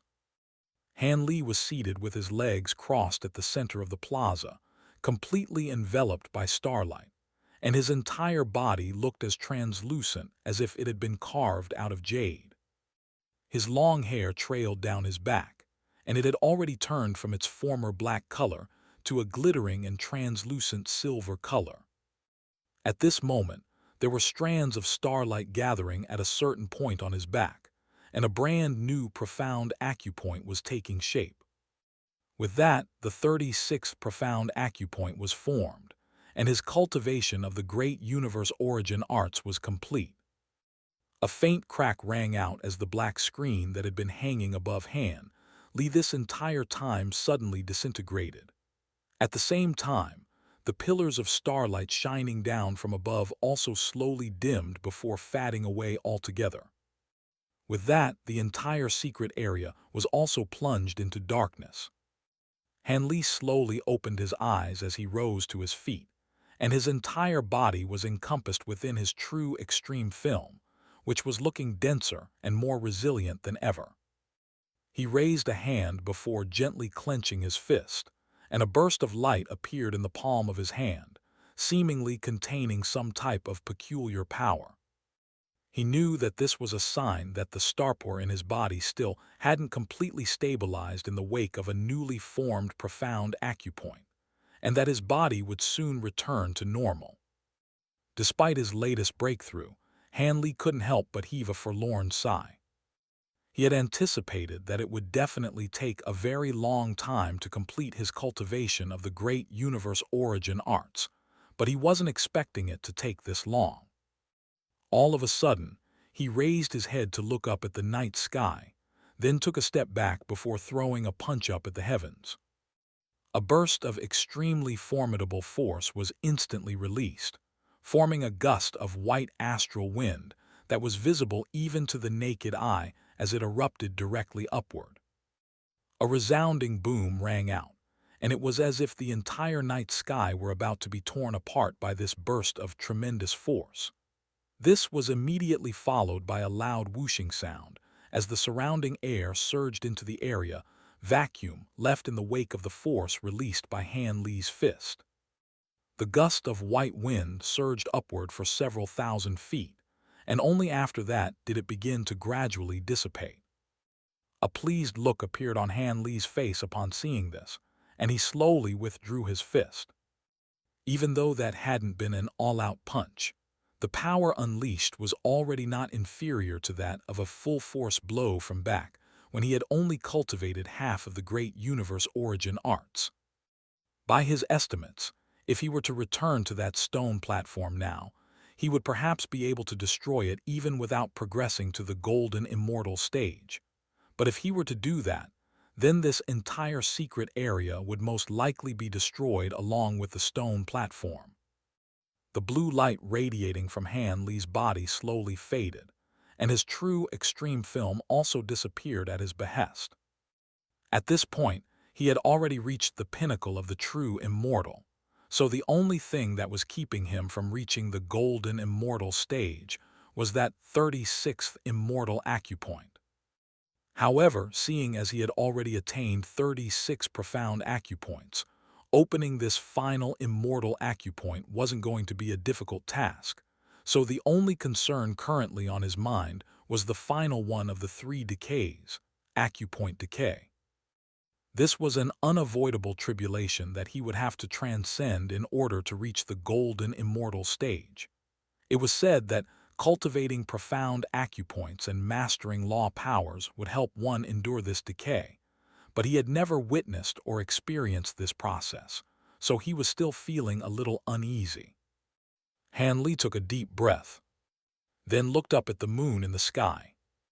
He wasn't planning to continue cultivating tonight, and he sprang up into the air before landing on the rooftop of a half-collapsed building.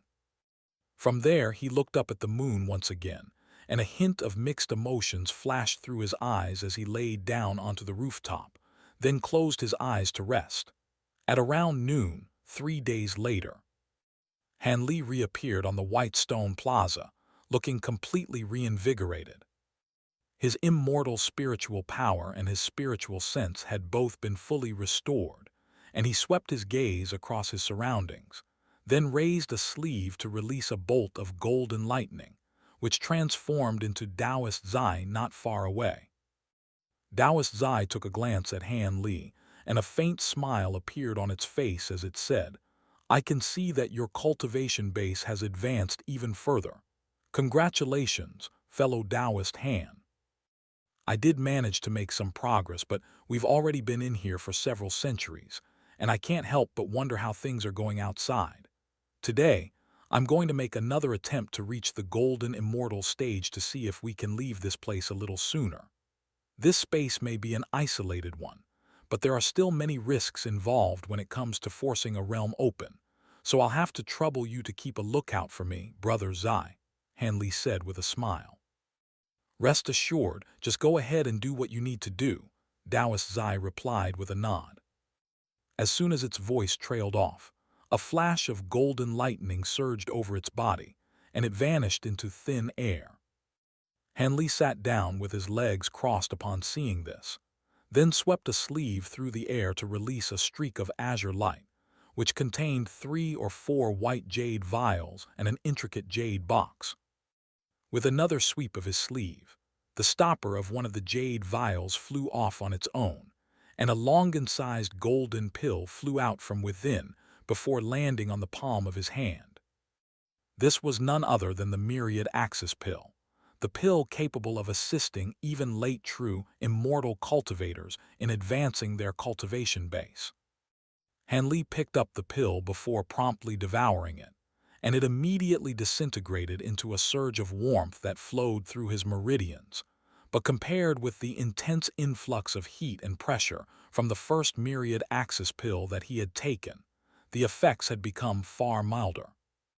One reason for this was because he had already taken so many of these pills that he had developed some tolerance to them, and the other reason was that his physical body had become significantly enhanced after his attainment of full mastery over the great universe origin arts. His brows furrowed slightly as he made a beckoning motion, and 2 more Myriad Axis pill flew out of the vial, both of which he swallowed at once. Only after that did he close his eyes and begin to cultivate. As he began to chant an incantation, A layer of gentle golden light surfaced to envelop his entire body, and over 10 years flew by in the blink of an eye.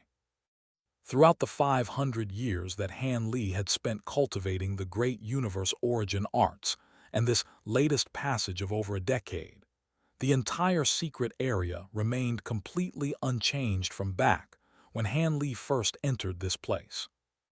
The sun rose and set every day, and there were different weather conditions on display, but there was never any passage of seasons, and even the slick moss that was extremely prevalent throughout the entire secret area maintained its dark green hue perpetually.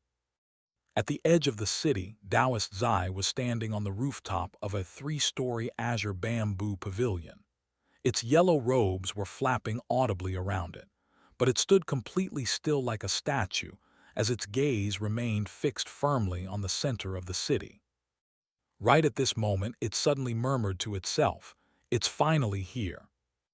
As soon as its voice trailed off, a resounding boom rang out from the center of the city, and the entire secret area shuddered violently as a pillar of golden light erupted into the heavens. Layers of dark clouds converged from all directions above the white stone plaza, and it didn't take long before a vortex of dark clouds, with a diameter of several dozen kilometers, had taken shape. Lightning was constantly flashing within the vortex, letting loose bursts of dull rumbling, as if there were countless ferocious beasts trapped within the clouds. At this moment, Han Li was seated within the pillar of golden light. His robes had already been torn to shreds, and his chiseled yet proportionate muscles were basked in golden radiance, while his long hair was standing up in a completely vertical fashion. All of the 35 immortal acupoints that had opened up on his body were glowing radiantly, while a golden vortex was taking shape within the 36th immortal acupoint at the center of his chest, looking as if it were going to be completely opened up at any moment. Right at this moment, Han Li's eyes abruptly sprang open as he let loose an earth-shattering roar, and the golden light within the swirling vortex brightened even further as wisps of the world's origin chi that were visible even to the naked eye rapidly converged toward the immortal acupoint. The sound of howling wind rang out as the world's origin chi gushed into the immortal acupoint, but it resembled a boundless abyss that was impossible to fill, and it was displaying no signs of getting any fuller at all. Han Li wore a solemn expression as he continued to make a rapid string of hand seals, carefully guiding the direction of flow of the world's origin chi, while also moderating the rate at which the immortal acupoint was absorbing the world's origin chi to ensure that it wouldn't burst of an excessive influx. Only after around 2 hours had passed did the rate of influx of the world's origin chi gradually slow down, while the light radiating from the immortal acupoint was only becoming brighter and brighter, gradually approaching a state of stability. At this point, Han Li was already sweating profusely, but he didn't dare to let down his guard in the slightest, and he was constantly preparing for something to go wrong. All of a sudden, a rumbling boom rang out in the sky, and the lightning that had been suppressed within the dark clouds was finally released. A black pillar of lightning that was as straight as a spear pierced through the clouds before crashing down directly upon Han Li's head. Han Li immediately threw a punch upward in response, and a starlight fist projection erupted upward to oppose the pillar of lightning. 7 punches were thrown in succession, and 7 starlight fist projections, each of which was several dozen feet in size, flew up toward the pillar of lightning. Halos of starry radiance surged out of the fist projections, connecting together to form a resplendent screen of silver light. The pillar of black lightning crashed straight into the silver light barrier with an earth-shattering boom, and the latter shuddered violently before a huge hole was blasted straight through its center by the pillar of black lightning. At the same time, an even louder burst of rumbling rang out from within the dark cloud vortex in the sky, and a pillar of black lightning that was twice as thick as the previous one came crashing down, as if the heavens had been provoked and were determined to make Han Li feel their wrath. Taoist Zai's expression changed slightly as it witnessed this from afar, and it instantly vanished from the spot amid a flash of golden lightning. In the next instant, it reappeared within the space between Han Li and the pillar of lightning, and golden lightning erupted out of its entire body as it raised an arm toward the descending pillar of lightning. A layer of golden lightning emerged from its arm, and its hand abruptly transformed into a giant golden crab pincer that clamped down forcefully upon the pillar of black lightning. An earth-shattering thunderclap rang out as the pillar of golden lightning was snapped into two before exploding violently. But the point at which the pillar of lightning was severed transformed into a spherical lightning cage that trapped Taoist Zai within it in the blink of an eye. Taoist Zai let loose a cry of alarm upon seeing this, and it hurriedly reached out to make a grabbing motion, but it was already too late. A burst of black light emerged around the spherical lightning cage, and arcs of black lightning as thick as a grown man's arm shot out in all directions, causing the surrounding space to crackle and shudder. One of these flailing arcs of lightning struck Han Li's back like a black whip, instantly raising a trail of black sparks and leaving a large section of his back charred black.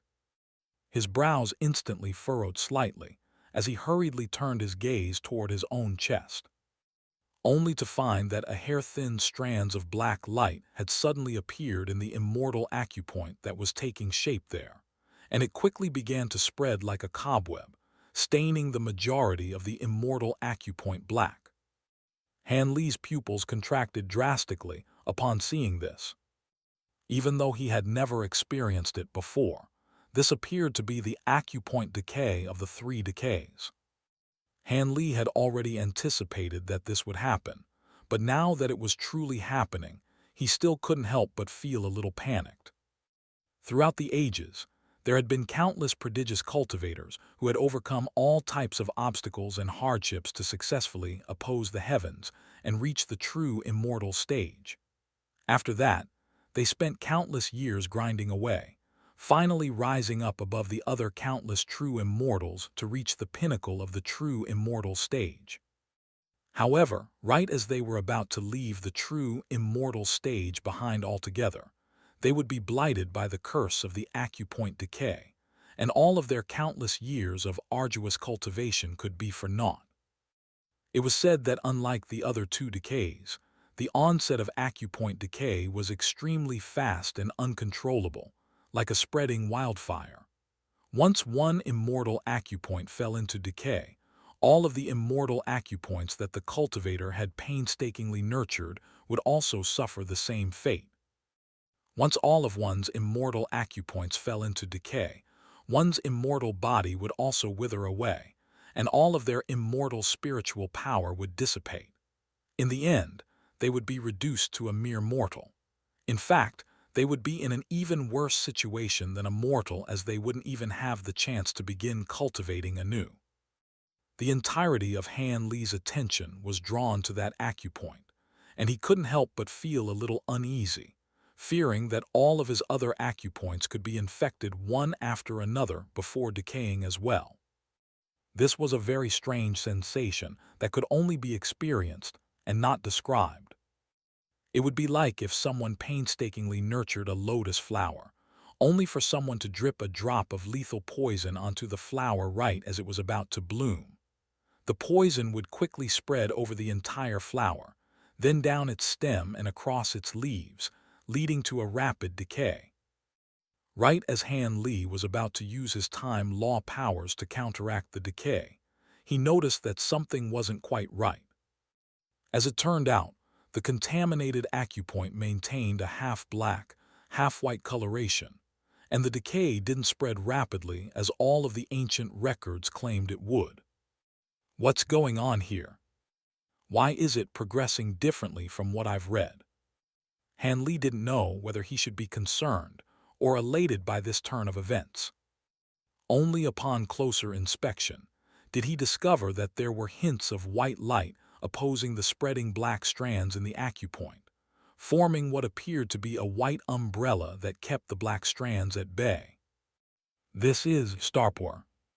This immortal acupoint just so happened to overlap with one of the 36 profound acupoints that he had previously opened, and to his surprise, the Starpor within the profound acupoint was able to counteract the spread of acupoint decay. Han Li was quite relieved to see this, and it seemed that he wouldn't have to resort to any extreme measures for now. With that in mind, he decided to continue observing the progression of the acupoint decay. If the average true immortal cultivator were to witness this, they would most likely be so envious and enraged that they would drop dead on the spot. How could there possibly be someone dealing with acupoint decay in such a leisurely fashion?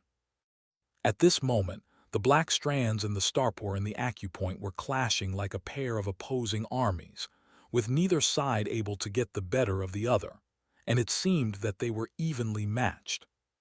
However, Han Li noticed that with each clash that took place, the black strands were always able to claim a minute advantage. This wasn't necessarily because they were more formidable than the Starpor that opposed them.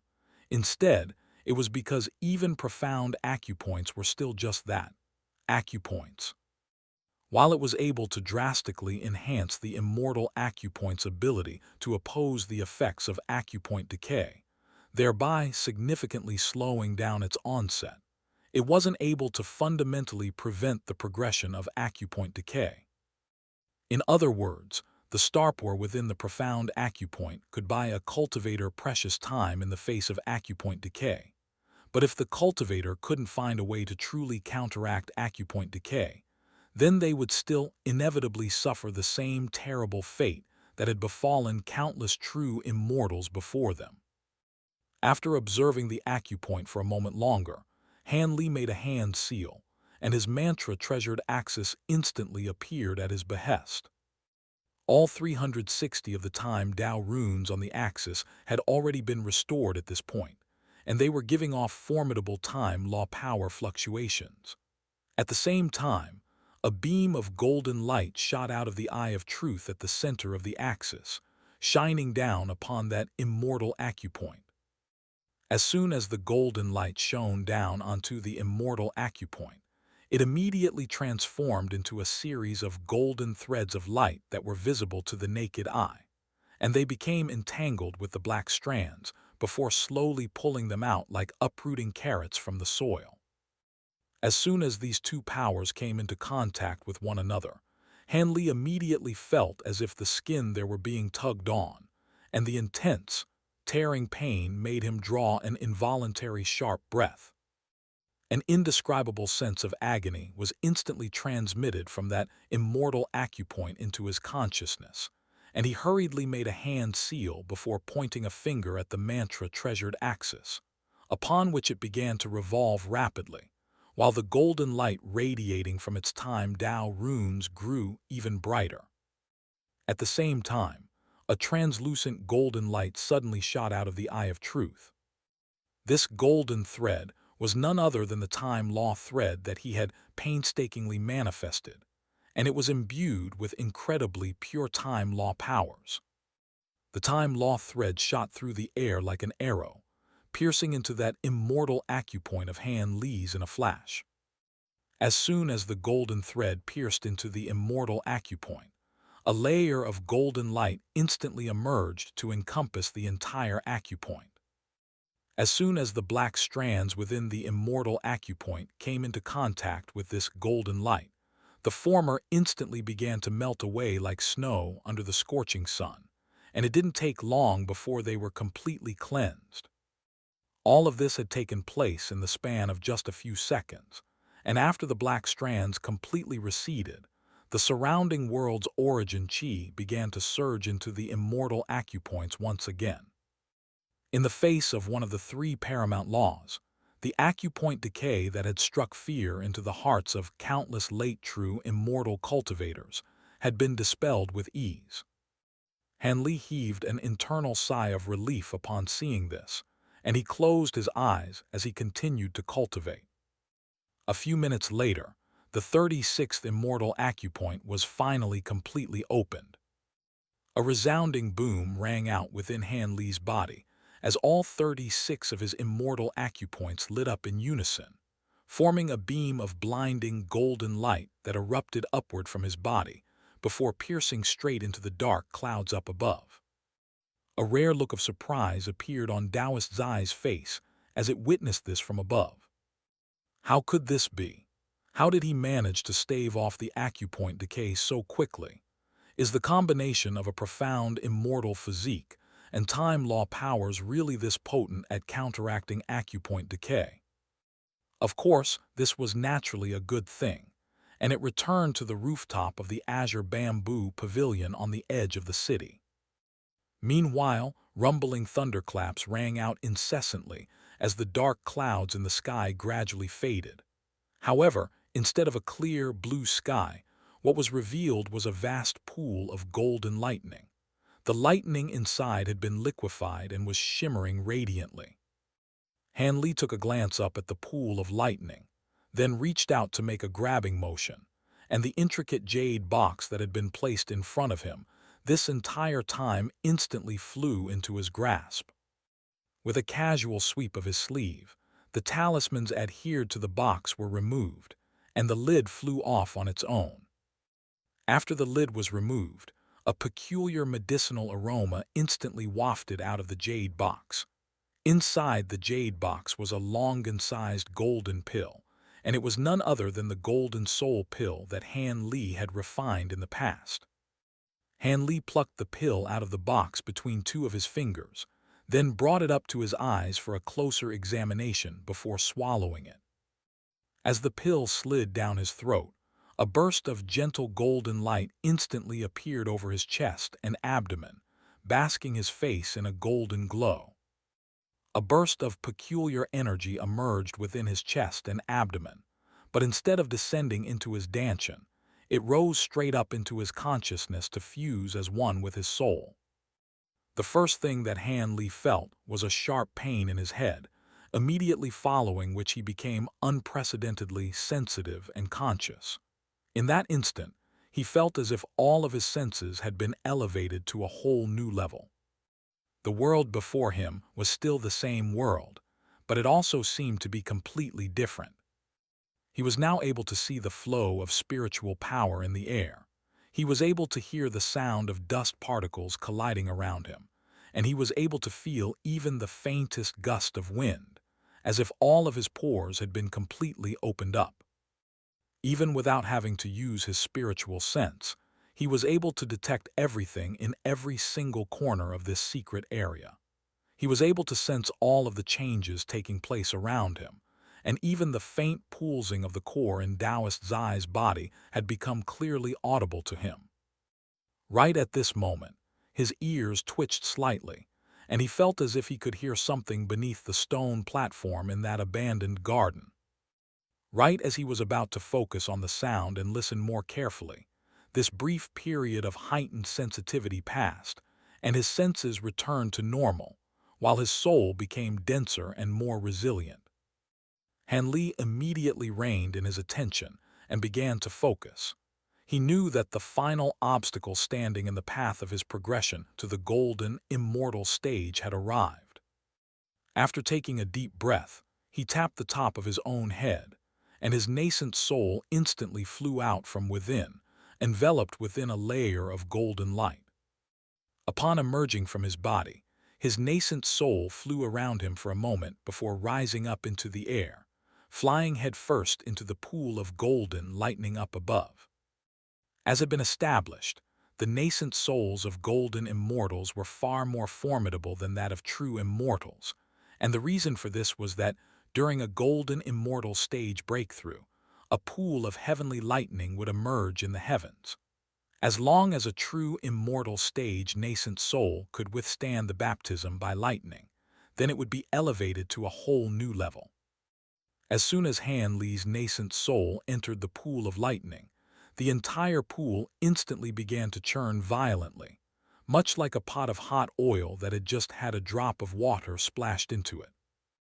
The liquefied golden lightning within the pool began to crash into Han Li's nascent soul in waves, while the nascent soul made a hand seal before sitting down within the pool with its legs crossed. It remained completely still, even as the pool of golden lightning churned violently around it, allowing the liquefied golden lightning to strike its body relentlessly.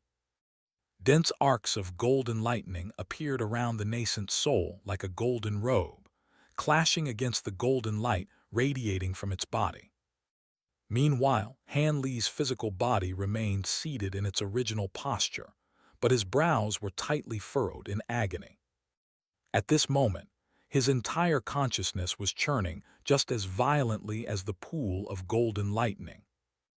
Arcs of blinding golden lightning were flashing and intertwining incessantly, filling virtually the entirety of his consciousness, and each flash of lightning was like a whip that struck his soul. He was able to clearly feel the torment that his nascent soul was having to endure within the pool of lightning, and this agony on a spiritual level was even more excruciating to endure than any form of physical pain. Han Li didn't know much about what was involved in a breakthrough to the golden immortal stage, and he was planning to inquire Taoist Hu Yan about the subject following the conclusion of this immortal manor adventure. But never did he think that he would be attempting a breakthrough in this random secret area. For a true immortal, opening the 36 immortal acupoints only took them halfway to reaching the golden immortal stage, and the other half of the breakthrough hinged on the outcome of this nascent soul refinement process. The outcome of the nascent soul refinement process was something that was dependent on both the resilience of the nascent soul and the will of the heavens. Upon entering the lightning pool, the nascent soul would have essentially entered a lightning prison, and it was entirely up to the heavens when the lightning pool would fade. In some cases, the refinement process would end in just half a day, while others could be subjected to this torment for days on end. The longer this process dragged on, the more significantly the nascent soul would be enhanced, but at the same time, the probability of the nascent soul being destroyed in the process would also steadily rise. For those with unstable nascent souls, sending their nascent souls into the lightning pool would be no different from committing suicide. There was no chance that a frail nascent soul would be able to endure this refinement process, and its destruction would be inevitable. However, Han Li certainly didn't fall into that camp. His nascent soul was far more resilient than that of the average true immortal to begin with, and he had cultivated the spirit refinement technique to the 4th level, making his nascent soul more stable and resilient than that of many golden immortals. Furthermore, having just consumed that golden soul pill, he was almost excessively well equipped to endure this refinement process. The only question left was how long this refinement process was going to last. Taoist Zai was observing all of this from afar with a calm look on its face, and it was unclear what it was thinking. With his nascent soul trapped within the lightning pool, every single passing second was an extremely grueling one for Han Li, and 7 days felt like 7 years. On this day, a resounding boom rang out in the night sky, and a vast expanse of golden lightning surged through the heavens. It was only for an instant, but it illuminated the entire night sky to be as bright as day. Following this flash of golden lightning, the golden lightning pool also faded away, completely vanishing into nothingness. Han Li's nascent soul slowly descended out of the heavens with a smile on its face, and its entire body was radiating dazzling golden light, giving it the appearance of a miniature golden sun from afar. It slowly landed on the top of Han Li's head, then looked around for a moment before vanishing into Han Li's head. Han Li's eyes instantly sprang open, and 2 radiant beams of golden light erupted out of his eyes, extending for around 3 feet in front of him, presenting a rather peculiar sight to behold. After just a few blinks, the beams of golden light gradually began to recede until they vanished altogether, but there was still a very bright gleam in his eyes. All of a sudden, he summoned his mantra-treasured axis, and it flew around him until it was situated in front of him, hovering in midair while revolving incessantly. The axis was shimmering brightly, while the time Tao runes on its surface were flashing incessantly. All 360 of the time Tao runes on its surface had already recovered, and at this moment, there were as many as 3 time law threads wrapped around the axis. A hint of elation emerged in Han Li's eyes upon seeing this. During that brief moment of heightened sensitivity immediately after consuming the Golden Soul pill, he had been struck by an indescribable feeling, one that granted him a hint of enlightenment when it came to the power of time laws. At the time, he had already felt the time law thread in his body beginning to undergo a transformation, but a golden, immortal stage breakthrough was imminent, so he didn't have time to dwell on the feeling. During the few days that his nascent soul had been baptized within the lightning pool, he had constantly been in a state of excruciating torment, but at the same time, that same indescribable feeling emerged once again, triggering some minute changes in the power of time within his body. Before he knew it, he had already manifested 2 more time law threads. In order to manifest his first time law thread, he had gone to extreme lengths, leaving no stone unturned and even going as far as to directly swallow the spirit liquid produced by the heaven-controlling vial, but still to no avail. In the end, it was only by refining a time Tao pill that he was able to attain the time law thread, so he was naturally ecstatic to have manifested 2 more so easily. However, now that the nascent soul refinement process had concluded, he was unable to return to that mystical state of enlightenment again. Han Li heaved a faint sigh as he made a beckoning motion, and the 3 time law threads instantly flew toward him from the mantra-treasured axis before wrapping themselves around his finger. By injecting his spiritual sense into them, he could immediately feel bursts of formidable time law fluctuations. Right at this moment, a burst of blinding light suddenly emerged over the mantra-treasured axis, and the heaven-controlling vial abruptly flew out of Han Li's robes on its own, hovering in midair as it also began to glow as radiantly as a green sun. The 2 were resonating with one another, and both were giving off bursts of formidable fluctuations. All of a sudden, the 3 time law threads wrapped around Han Li's finger shot forth through the air, hurtling toward the heaven-controlling vial like a trio of arrows before vanishing into it in a flash.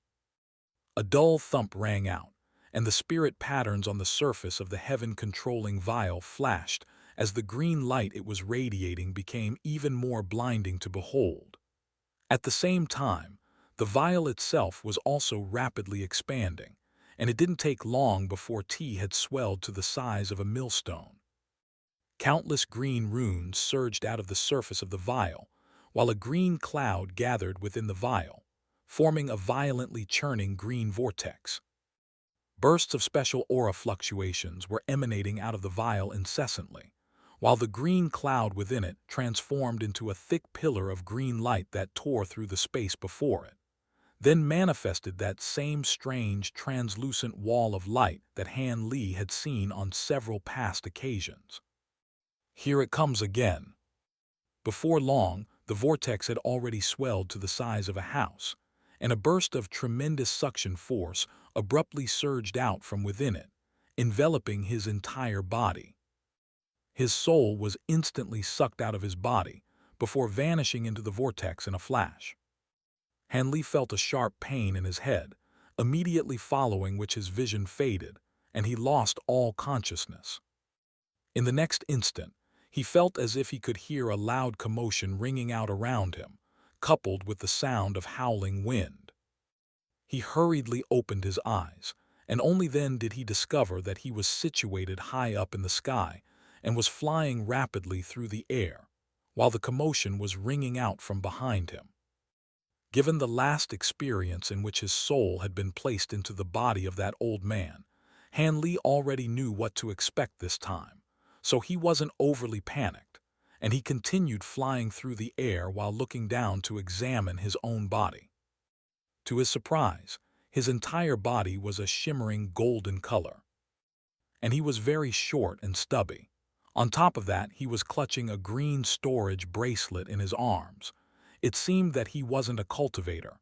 Instead, he was a nascent soul that was frantically fleeing for its life. A wry smile appeared on Han Li's face upon seeing this. While it was true that Ling Yunzi had been on the brink of death, at least his physical body was still intact.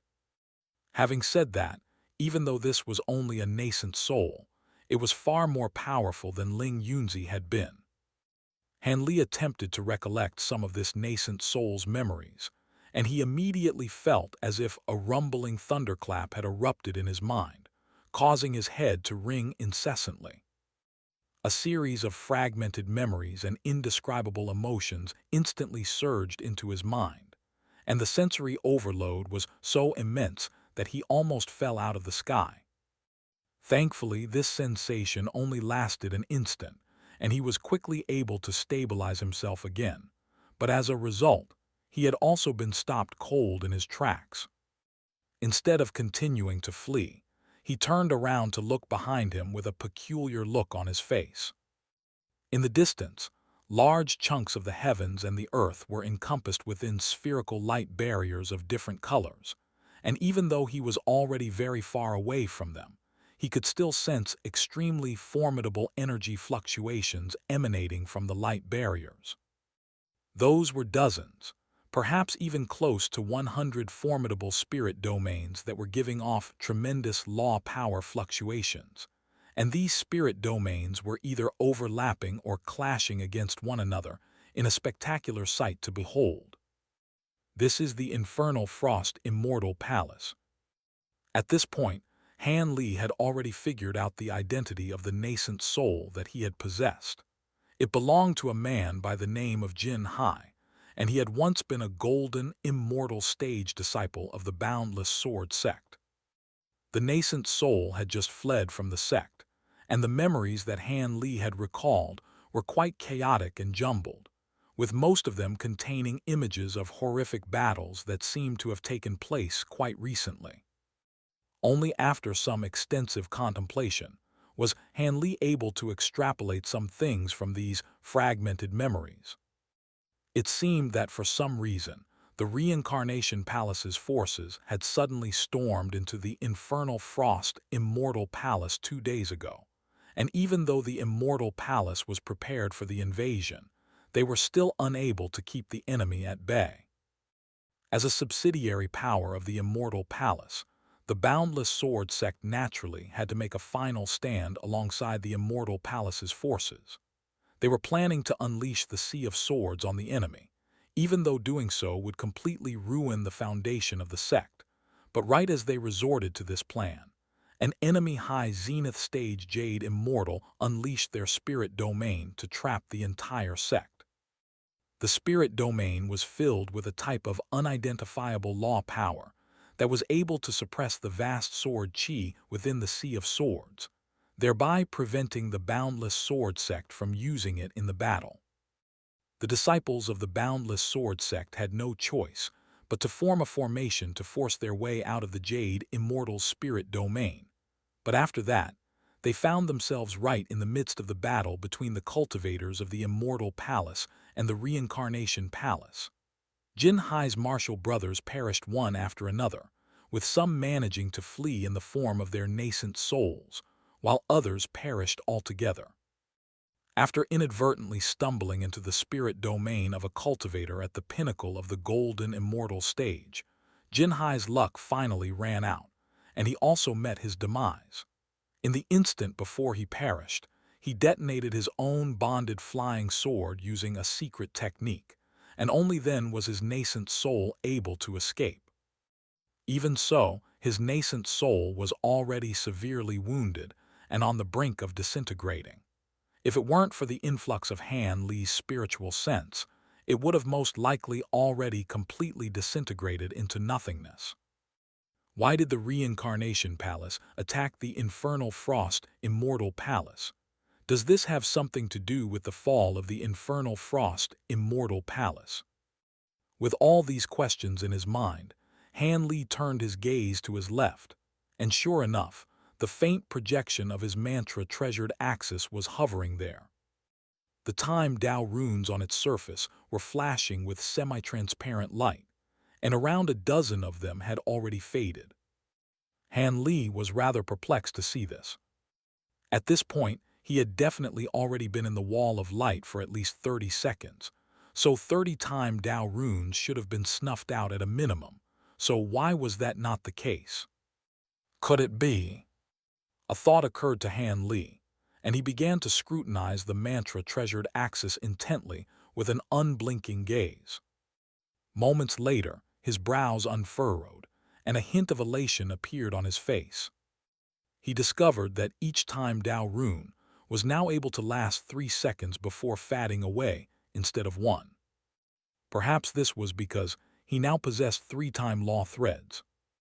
If the accumulation of each additional time law thread really could extend the duration of time that each time Dao rune could last, then as he continued to manifest more time law threads in the future, this duration would most likely only continue to extend.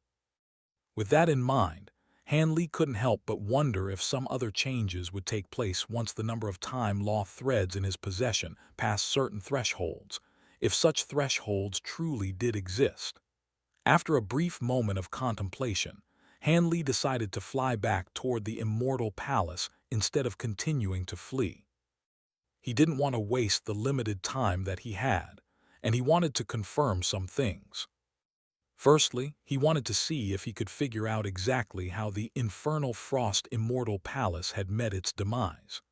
After all, he was still trapped in the ruins of the Infernal Frost Immortal Palace and didn't know how to get out.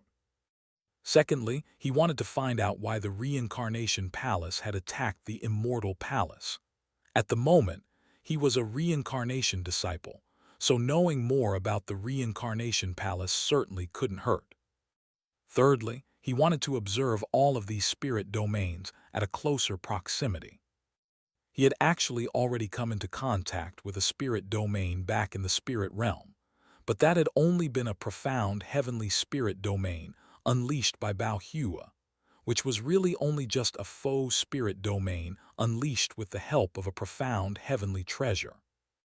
After arriving in the immortal realm, Han Li had spent some time searching for information pertaining to spirit domains, but opportunities to personally witness spirit domains had proven to be very few and far in between, so he naturally didn't want to pass up this prime opportunity.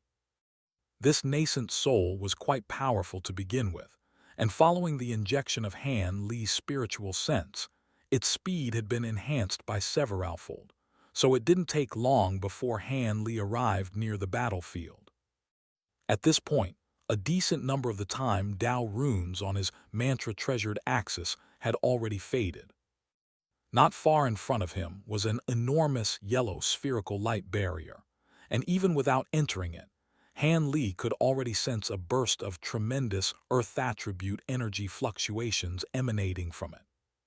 Through the light barrier, Han Li could clearly see that all of the trees and buildings in the area encompassed within the light barrier had been crushed under some type of tremendous force. He could also just barely make out some cultivators in the extremely far distance, and all of them were doing everything in their power to oppose this force. But it was clear that they were fighting a losing battle, and they were so severely restricted that they could only fly at a very slow pace several dozen feet above the ground. The other side of this light barrier overlapped with a silver spirit domain, within which were countless streaks of bright sword chi that were severely ravaging the space encompassed within the spirit domain. Further away in the distance, there were spirit domains that were even larger and brighter, and each of them had their own unique properties. Han Li was completely flabbergasted by what he was seeing, and he was wondering if he should venture into the spirit domain directly before him when he heard a thunderous roar ring out from extremely far away. A burst of formidable sound waves pierced straight into his mind without encountering any resistance, and it was like a giant blade threatening to cleave his soul apart. Han L's consciousness was instantly plunged into a state of extreme turbulence and disarray, and he felt as if his spiritual sense were about to fall apart, causing him to involuntarily fall out of the sky. However, right at this moment, his spirit refinement technique was activated on its own, and a layer of black light instantly spread over his consciousness to protect it. In the instant before Han Li plummeted into the ground, his spiritual sense was finally stabilized again, and a stunned look appeared on his face as he hurriedly flew upward again to regain his elevation. He turned to the direction where the roar had come from to find that most of the spirit domains there had already been broken.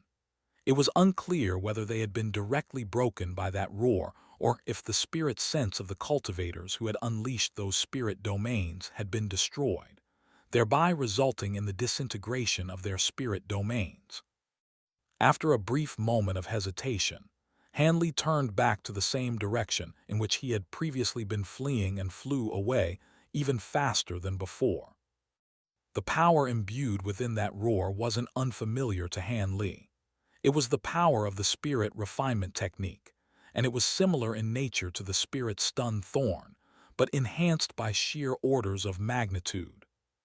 If Han Li were to remain on this battlefield, he wasn't sure if he would be able to withstand another one of those attacks, or perhaps an even more formidable spiritual attack, and that was why he decided to flee again. Even after fleeing for close to 100,000 kilometers, Hanley still displayed no intention of stopping, and only after he had reached the sea did he finally slow down slightly.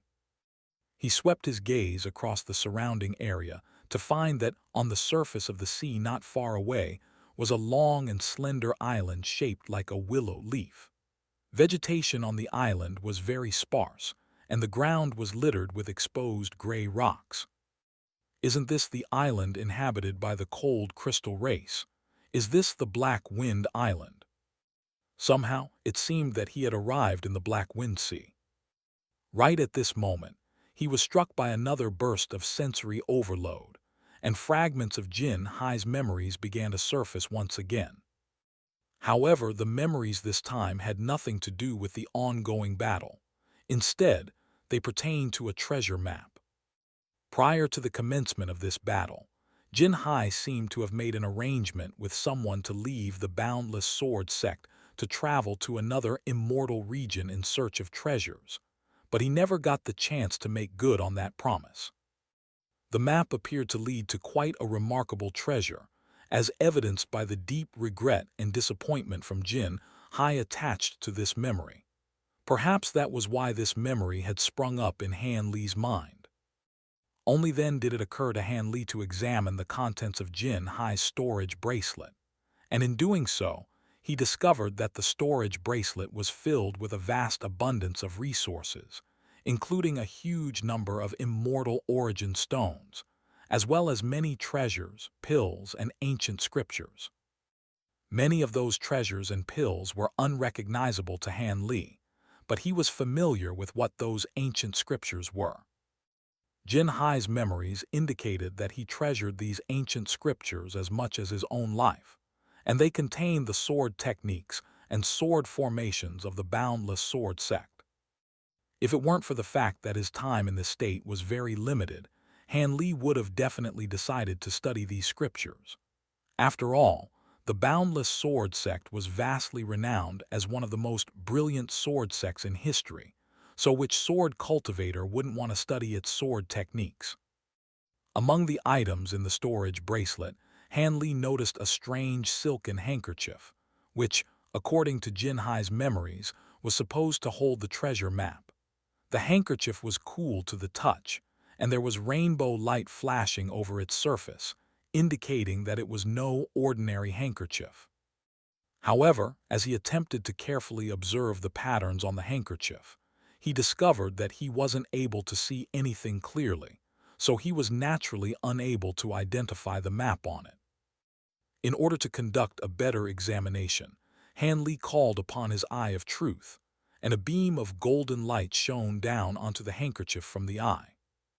However, with his usage of the Eye of Truth, the rate at which the time Tao runes on his mantra-treasured axis were fading was accelerated, and he only had fewer than 20 active ones left. The rainbow light on the surface of the handkerchief rippled before spreading outward from the center, and a very complex map soon appeared on the handkerchief. Han Li scrutinized the map intently, carefully looking over every single detail in order to commit everything to memory. After that, he took a glance at his mantra-treasured axis, on which only several time Tao runes remained lit, and he stowed the map back into his storage bracelet before plunging down into the sea near the White Island as quickly as he could, plummeting into the water like a meteorite. He descended rapidly through the water, leaving a white line in his wake as he hurtled directly toward the seabed. Meanwhile, the time Tao runes on the mantra-treasured axis hovering above him continued to fade one after the other. With only 5 time Tao runes left, Han Li had already plunged over 10,000 feet into the sea, and he broke through the 100,000 feet mark with only 3 time Tao runes left. Ali. Finally, Han Li reached the seabed, then pierced a hand straight into the seabed's rocky surface to create a deep hole. After that, he tossed the storage bracelet into the hole, then lifted a huge rock before placing it over the hole. Before Han Li had a chance to verify whether the opening of the hole had been properly sealed, the final time Tao rune was snuffed out, and a vortex abruptly appeared right next to him. Another burst of sharp pain speared through his mind, following which his spiritual sense returned to his body. Han Li looked on as the wall of light before him gradually faded, and he continued to recollect what he had just witnessed with a contemplative look on his face. Only after some time had passed did he sweep a sleeve through the air, and all 3 of his time law threads emerged, having been reduced to a dull and lusterless state, and they returned to his mantra-treasured axis at his behest. Immediately thereafter, the mantra-treasured axis also vanished into his body. Han Li rose to his feet before sweeping a sleeve through the air once again, and a new azure robe appeared over his boy. He then summoned a white jade hairpin and briefly arranged his own hair before securing it with his hairpin. Right at this moment, Dowist Zai flew over from afar before landing beside him. "Congratulations on making such an important breakthrough, fellow Taoist Han," Dowist Zai said as it cupped its fist in a salute. "Thank you for keeping a lookout for me all this time, Brother Zai," Han Li replied with a smile. "There's no need to thank me. My fate is directly intertwined with yours. Now that you've reached the golden immortal stage, I'm sure your mantra-treasured axis will have made a full recovery. Should we go and take another look at that dream concealment restriction?" Dowist Zai suggested. Han Li smiled as he replied, "My thoughts exactly." However, his voice then abruptly cut off as he recalled that all of the time Tao runes on his mantra-treasured axis had been snuffed out again. "Is there something wrong?" Dowist Zai asked. A wry smile appeared on Han Li's face, but he shook his head as he replied, "No, let's go take a look at the restriction." Thus, the 2 of them arrived in the abandoned garden once again, and everything remained much the same compared with during their last visit. Han Li strode over the stone platform and carefully examined it with his spiritual sense. Immediately thereafter, his mantra-treasured axis appeared behind him, and sure enough, all of the time Tao runes on its surface were dull and devoid of luster.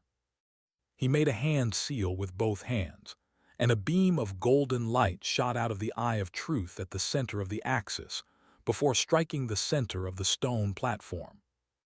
A layer of light emerged over the stone platform, but it quickly faded, and nothing else happened aside from that. "I guess I shouldn't be surprised," Han Li murmured to himself with ain't sigh.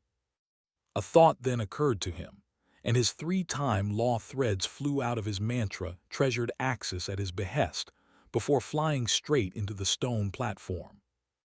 All of a sudden, the entire stone platform began to glow with dazzling golden radiance, and the golden light instantly spread in all directions like a complex system of tree branches, extending all the way to beyond the forest in which the stone platform was situated. Looks like not only has the core of the dream concealment restriction been revealed, even all of the formation's hidden points have surfaced as well, Taoist Zai said as it looked at the radiantly glowing stone platform. In that case, can you see if you can break the restriction now, Brother Zai? Han Li asked. Judging from the repaired stamen, this should be a 9 nightmares restriction, the most special type of all dream concealment restrictions. It's a good thing that we did try to break it by brute force. Otherwise, if we had activated this entire formation, then this secret area would have been turned on its head. Having said that, now that all of the points of the formation have been revealed, it'll be far easier to unravel, Taoist Zai replied.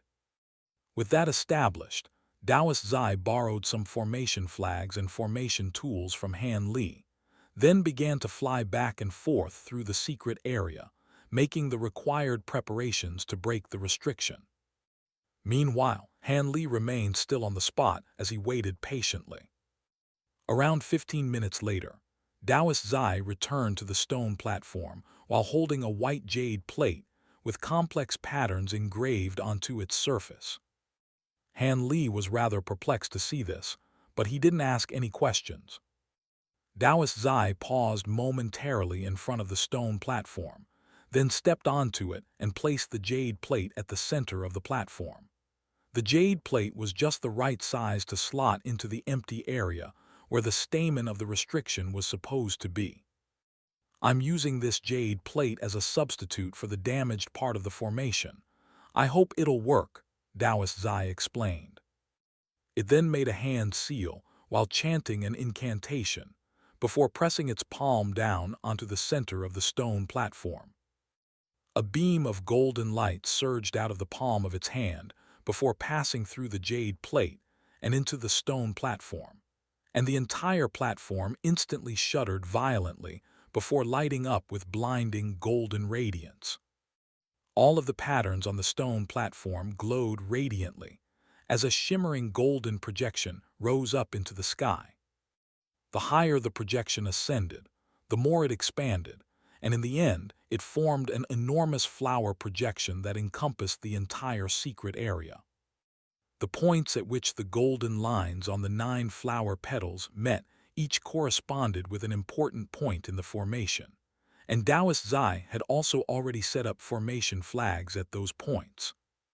All of a sudden, hundreds of threads of golden light rained down from the dream flower projection to connect with these formation flags, while a pillar of golden light erupted out of the floral projection stamen to strike the center of the stone platform down below. A burst of rumbling rang out as a system of cobweb-like golden patterns instantly began to spread across the ground at the foot of the stone platform. But these patterns only lingered for a few moments before fading on their own. Immediately thereafter, the sound of rock grinding on rock rang out as the entire stone platform split apart into 2 down the center to reveal a hole that had a diameter or around 5 feet. Han Li approached the hole for a closer inspection to find that there was nothing but inky darkness inside, but he could hear the sound of wind ringing out deep within the darkness. His brows furrowed slightly upon seeing this, and he casually swept a sleeve through the air to summon 7 or 8 crimson fireballs, each of which was around the size of a human head. All of the fireballs descended into the hole, and it didn't take long before they struck the ground, then bounced a few times before rolling deeper into the hole. Thanks to the light radiating from the fireballs, Han Li was able to see that the hole was only several hundred feet deep, and that its bottom was paved with stone slabs. It seemed to be a passageway, but it was clear that this wasn't the exit of this secret area. "It looks like we won't be able to leave this place just yet," Han Li remarked with a forlorn sigh. The fact that this place was concealed under the dream concealment restriction indicates that it must be a special place, Perhaps there's a major opportunity waiting for us in there, Taoist Zai said. I don't really care about that. All I want is to be able to get out of this place as soon as possible, Han Li replied with a wry smile. I didn't have to expend much energy while keeping a lookout for you, but I've had to remain in the outside world for over 10 years, so I'll need some time to rest and recuperate. You can call upon me if you need me, Taoist Zai said. Thank you, Brother Zai, Han Li said in a heartfelt manner. Taoist Zai merely gave a dismissive wave of its hand, then flew into Han Li's sleeve as a streak of golden light and vanished in a flash. After a brief moment of hesitation, Han Li leaped into the hole in the ground. Upon making a landing at the bottom of the hole, he quickly discovered that the ground beneath his feet and the walls beside him were all very even and uniform. Directly in front of him was a passageway that led deeper into the darkness, and it was over 20 feet tall and around 6 feet wide. Han Li activated his bright sight spirit eyes while simultaneously releasing his spiritual sense, attempting to examine the depths of the passageway, and only then did he discover that he was situated in a massive underground palace, one that was no smaller than the city on the surface. The underground palace was completely undetectable to him due to the dream concealment restriction, but he was able to see in its full glory now. Han Li made his way several hundred meters down the passageway before reaching its conclusion, and a bare stone wall appeared in front of him. He laid a palm flat against the stone wall before pushing it forcefully, and a burst of rumbling rang out as the entire stone wall slowly slid back several feet to reveal a horizontal passageway. Han Li stood at the center of the passageway, and he took a glance in either direction before making his way down the right. The passageway down the right-hand side wasn't very long either, and he reached the end after traveling for less than 200 meters. However, there was no crossroads here.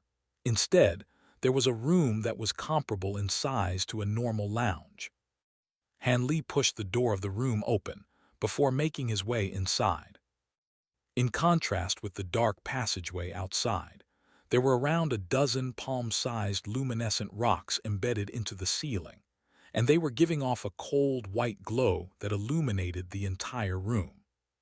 With just a single glance, Han Li was able to see the entirety of the room before him. In a corner of the room was a black wooden shelf that had already decayed into an almost unrecognizable state. The vials and containers previously placed on the shelf were strewn over the ground, and their contents were mixed together with the wood scraps on the ground to produce an indescribable odor. With a sweep of his sleeve, Han Li drew a black porcelain vial out of the putrid rotten wood, and the vial drew to a halt in midair in front of him. The stopper of the vial flew out at Han Li's behest, and a peculiar medicinal aroma instantly wafted out from within. Han Li took a whiff of the aroma, then heaved a faint sigh as he lowered his hand, allowing the black vial to fall to the ground before rolling away to the side. The vial once contained a type of pill that would have been useful even to true immortals, but their medicinal effects had completely faded after such an extended period of time spent in storage. Han Li carefully inspected the rest of the room, but was unable to find anything useful, so he promptly departed and made his way toward the left branch of the passageway. After walking for a few minutes, he arrived in front of another stone door, this one riddled with a series of antiquated sealing runes. After a brief hesitation, he raised a hand, and 5 balls of light lit up over his fingertips as he pressed them into the stone door. As soon as the 5 bursts of spiritual light entered the stone door, all of the complex runes spread across the entire door began to converge toward the center to form a strange circular pattern. Han Li pressed the palm of his hand against the circular pattern, and the stone door began to rise up on its own amid a burst of dull rumbling. As the stone door was raised up, a glimmer of light began to pass through it. Almost as an instinctive reaction, Han Li summoned Azure Bamboo Cloudswarm sword into his own grasp with a flick of his wrist. After the stone door was completely raised, Han Li discovered that there was another passageway beyond it. The walls of this passageway were lined with a series of slots, within which some type of oil was slowly burning to give off a faint glow. The oil seemed to be some type of fish fat, as evidenced by the fishy odor in the air, and Han Li took a quick whiff of the odor in the air before continuing onward. From this point onward, the number of crossroads that he encountered began to increase, and there were also more rooms to explore, but barely any of them held anything important. Initially, Han Li would enter those rooms to conduct an examination, but after a while, he began to inspect the rooms using his spiritual sense only, and he wouldn't bother to enter the room at all if he couldn't sense any special energy fluctuations inside. Several hours later, Han Li emerged through a stone door and arrived in a straight passageway that was around 30 feet wide. At the conclusion of the passageway was a pair of gates that were around 10 feet tall, both of which were tightly shut. Each gate had half of a fierce-looking beast's head engraved upon it, and a series of twisted patterns spread out to cover the entirety of the gates from the beastly head at the center. Han Li wasn't able to identify the beast, but he could tell that this was a very complex restriction. Hence, he made a hand seal and began to examine the gates through the use of his eye of truth. Moments later, he withdrew his mantra-treasured axis, and his brows furrowed slightly in contemplation as he began attempting to unravel the restriction. A string of incantation seals flew into the stone gates, and the runes engraved upon them began to give off a dull yellow glow, while the eyes of the beastly head also lit up like a pair of jewels. A faint roar rang out as a beastly projection pounced out of the stone gates, and Han Li hurriedly took evasive measures by dodging to the side. The beastly projection was only able to make it several feet out of the stone gates before vanishing in a flash, following which light glowing from the runes on the gates, and the eyes of the beastly head also faded.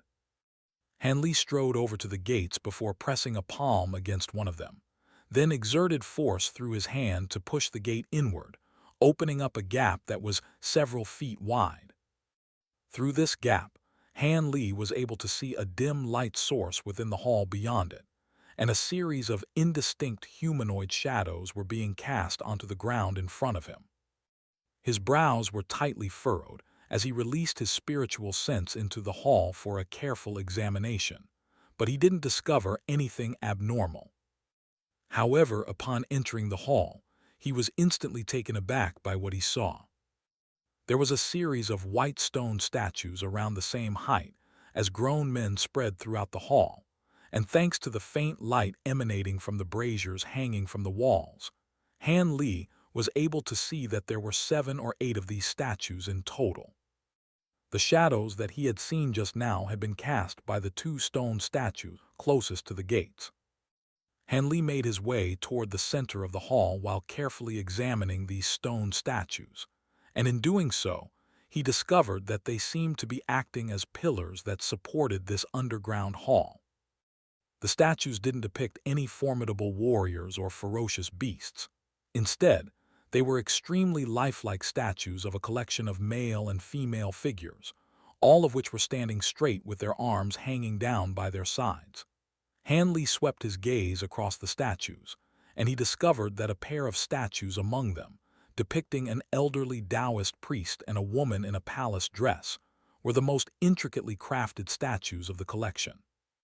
The elderly Taoist priest was quite thin with a goatee on his chin, and the creases and folds on his Taoist robes were quite pronounced, as if he were in the process of flying through the air, giving him quite a graceful and elegant appearance. As for the woman in the palace dress, she was just as tall and imposing as a man, and her features were also rather sharp and angular, giving her an appearance that was rather unbefitting of her attire. In Han Li's opinion, it would have looked far more appropriate for her to have been presented in a suit of armor instead. All of a sudden, Han Li raised a hand before lashing out to his left. "Oh!" A cry of pain rang out, followed by a loud crack, and a skeleton that was as fair and translucent as jade was sent flying by the burst of power released by Han Li's hand, crashing heavily into the wall before shattering into countless pieces. "Who are you?" Han Li interrogated in a cold voice. A faint glimmer of green light slowly rose up from the shattered skeleton, forming the indistinct projection of an elderly Taoist priest that looked as if it were comprised of countless fireflies. Upon closer inspection, Han Li discovered that this was a soul fragment, and that it was identical in appearance to that statue of the elderly Taoist priest. "What a rude little bastard you are! What am I supposed to use as a vessel now that you've destroyed this skeleton of mine?" the soul fragment complained in a furious voice. Han Li's brows were tightly furrowed as he asked, "Who are you? Answer me or I'll erase you from existence."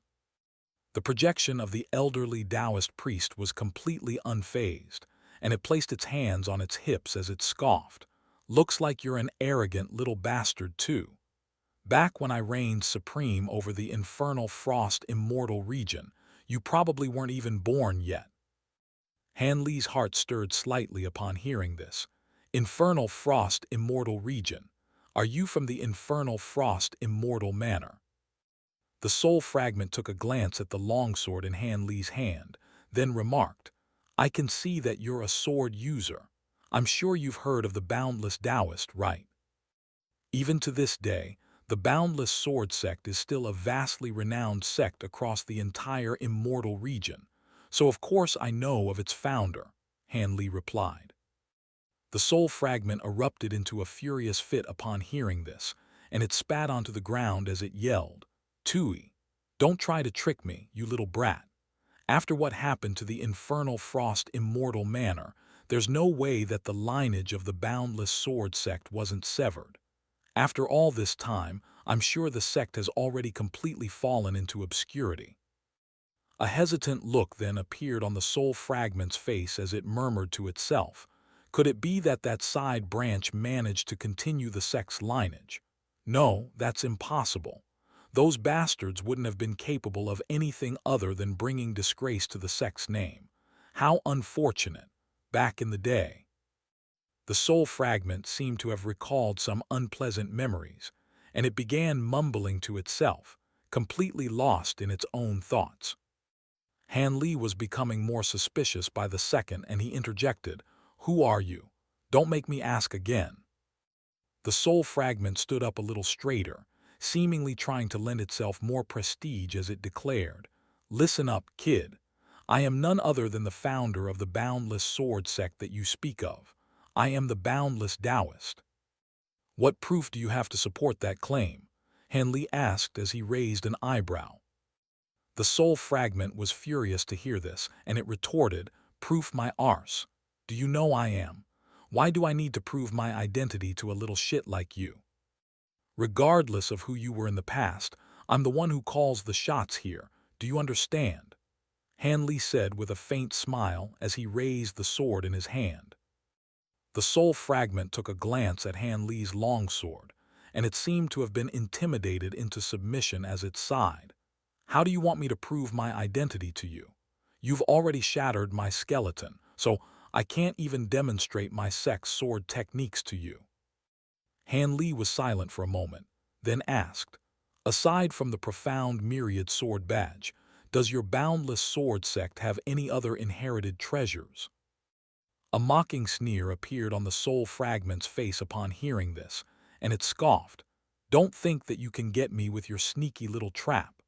There are two inherited treasures in our boundless sword sect, one of which is the myriad sword iron scripture, which was passed down in the sect, while the other is the boundless sword core, which was given to the side branch of the sect." Han Li's expression eased slightly upon hearing this. "Let me ask you this. Does my boundless sword sect still exist in some form?" the soul fragment suddenly asked. Han Li thought back to Elder Chi Heng of the Holy Puppet sect, and at this point, It had become clear to him that Chi Heng had to have been a member of the Boundless Sword sect's side branch. The lineage of the sect has indeed already been severed. As for the side branch, that's also fallen into obscurity.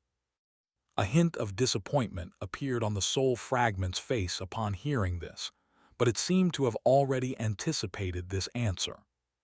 What about the legacy of myself and the Boundless Sword sect? Are my sect and I still mentioned with reverence by everyone in the Immortal region? Instead of answering the question, Hanley raised one of his own. If you really are the boundless Taoist as you proclaim, then how did you end up getting sealed in here? Who told you I've been sealed in here? The soul fragment asked with a furious expression. Hanley offered no response to this. In reality, he had also been rather perplexed, as it simply didn't make sense to go to so much trouble just to seal away a soul fragment. Can't you tell? I willingly sealed myself in this place, the soul fragment declared as it puffed out its chest in a proud manner. All right, then why are you hiding here? Hanley asked. The soul fragment was instantly infuriated once again upon hearing the word hide, but in the end, it could only heave a forlorn sigh as it replied, "It's all because I have to take care of her." Her, Hanley took a glance at the statue of the woman in the palace dress upon hearing this. Who is she? She's a pain in the arse is what she is, the soul fragment snapped. After a brief pause, the soul fragment took a glance at the statue of the woman, then continued, "She's a high zenith stage gray immortal from the gray realm." The gray realm. Hanley was only becoming more and more confused. The heavenly court has been hiding the existence of the gray realm this entire time, to the point that none of you are even aware of its existence. Perhaps that's a blessing, perhaps it's a curse, who knows? The soul fragment sighed. What is this gray realm? Hanley asked as the tone of his voice softened a little. You know what? I haven't had anyone to speak to in a very long time, and I'm in a pretty good mood right now, so I'll tell you about the gray realm. Just like our true immortal realm, the gray realm is another boundless realm inhabited by living beings unique to that realm, and those who attain immortality in the gray realm are known as gray immortals, the soul fragment explained. Hanley's brows furrowed slightly upon hearing this, and he asked, "Does the fall of the infernal frost immortal palace have something to do with this woman?" Instead of answering Hanley's question, the soul fragment raised one of its own. Why are you so interested in what happened to the immortal palace? I still don't trust you one bit, so I want to hear you talk about what happened to the immortal palace in order to help me form my judgment, Hanley said with a cold smile. The soul fragment's expression stiffened slightly upon seeing this, and it was about to put on an enraged facade once again, but it could tell that Hanley wasn't going to be intimidated, so it could only heave a deflated sigh. A reminiscent look then appeared on its face as it began to recount the events of the distant past. Back in the day, I had just become the master of the infernal frost immortal palace, and I was at the height of my powers, but this troublesome woman. What did you just say? Hanley interjected. You became the master of the immortal palace. Wouldn't that make you the infernal frost immortal lord? The soul fragment seemed to be rather displeased with Hanley's rude interjection, and it raised an eyebrow as it retorted. Who told you that the boundless Taoist can't also be the infernal frost immortal lord? Hanley's brows furrowed tightly with skepticism upon hearing this.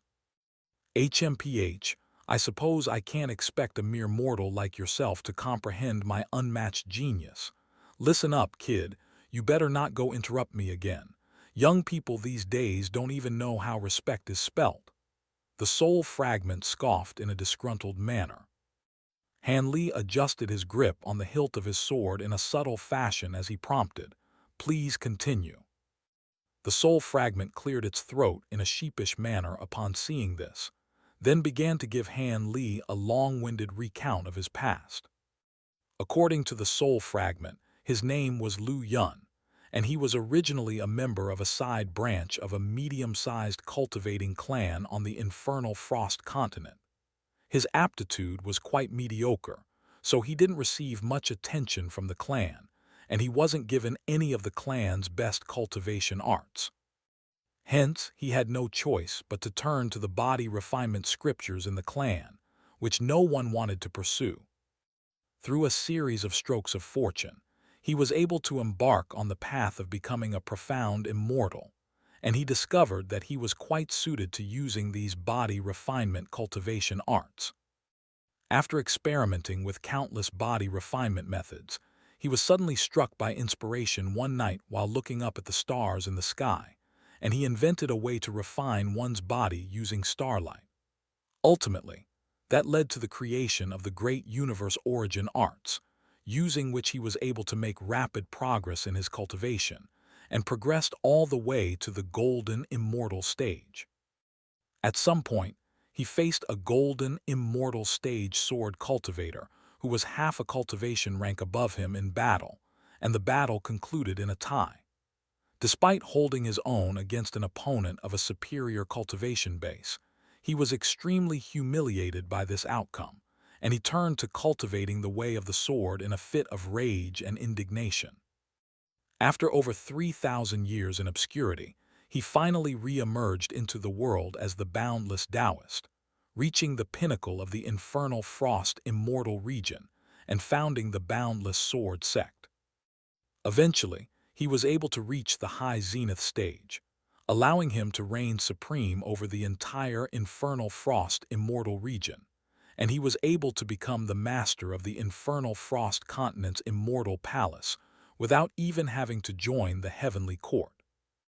The soul fragment was telling the story in an extremely spirited and enthused fashion, and if it weren't for the fact that it possessed no physical body, spittle would have been flying everywhere out of its mouth.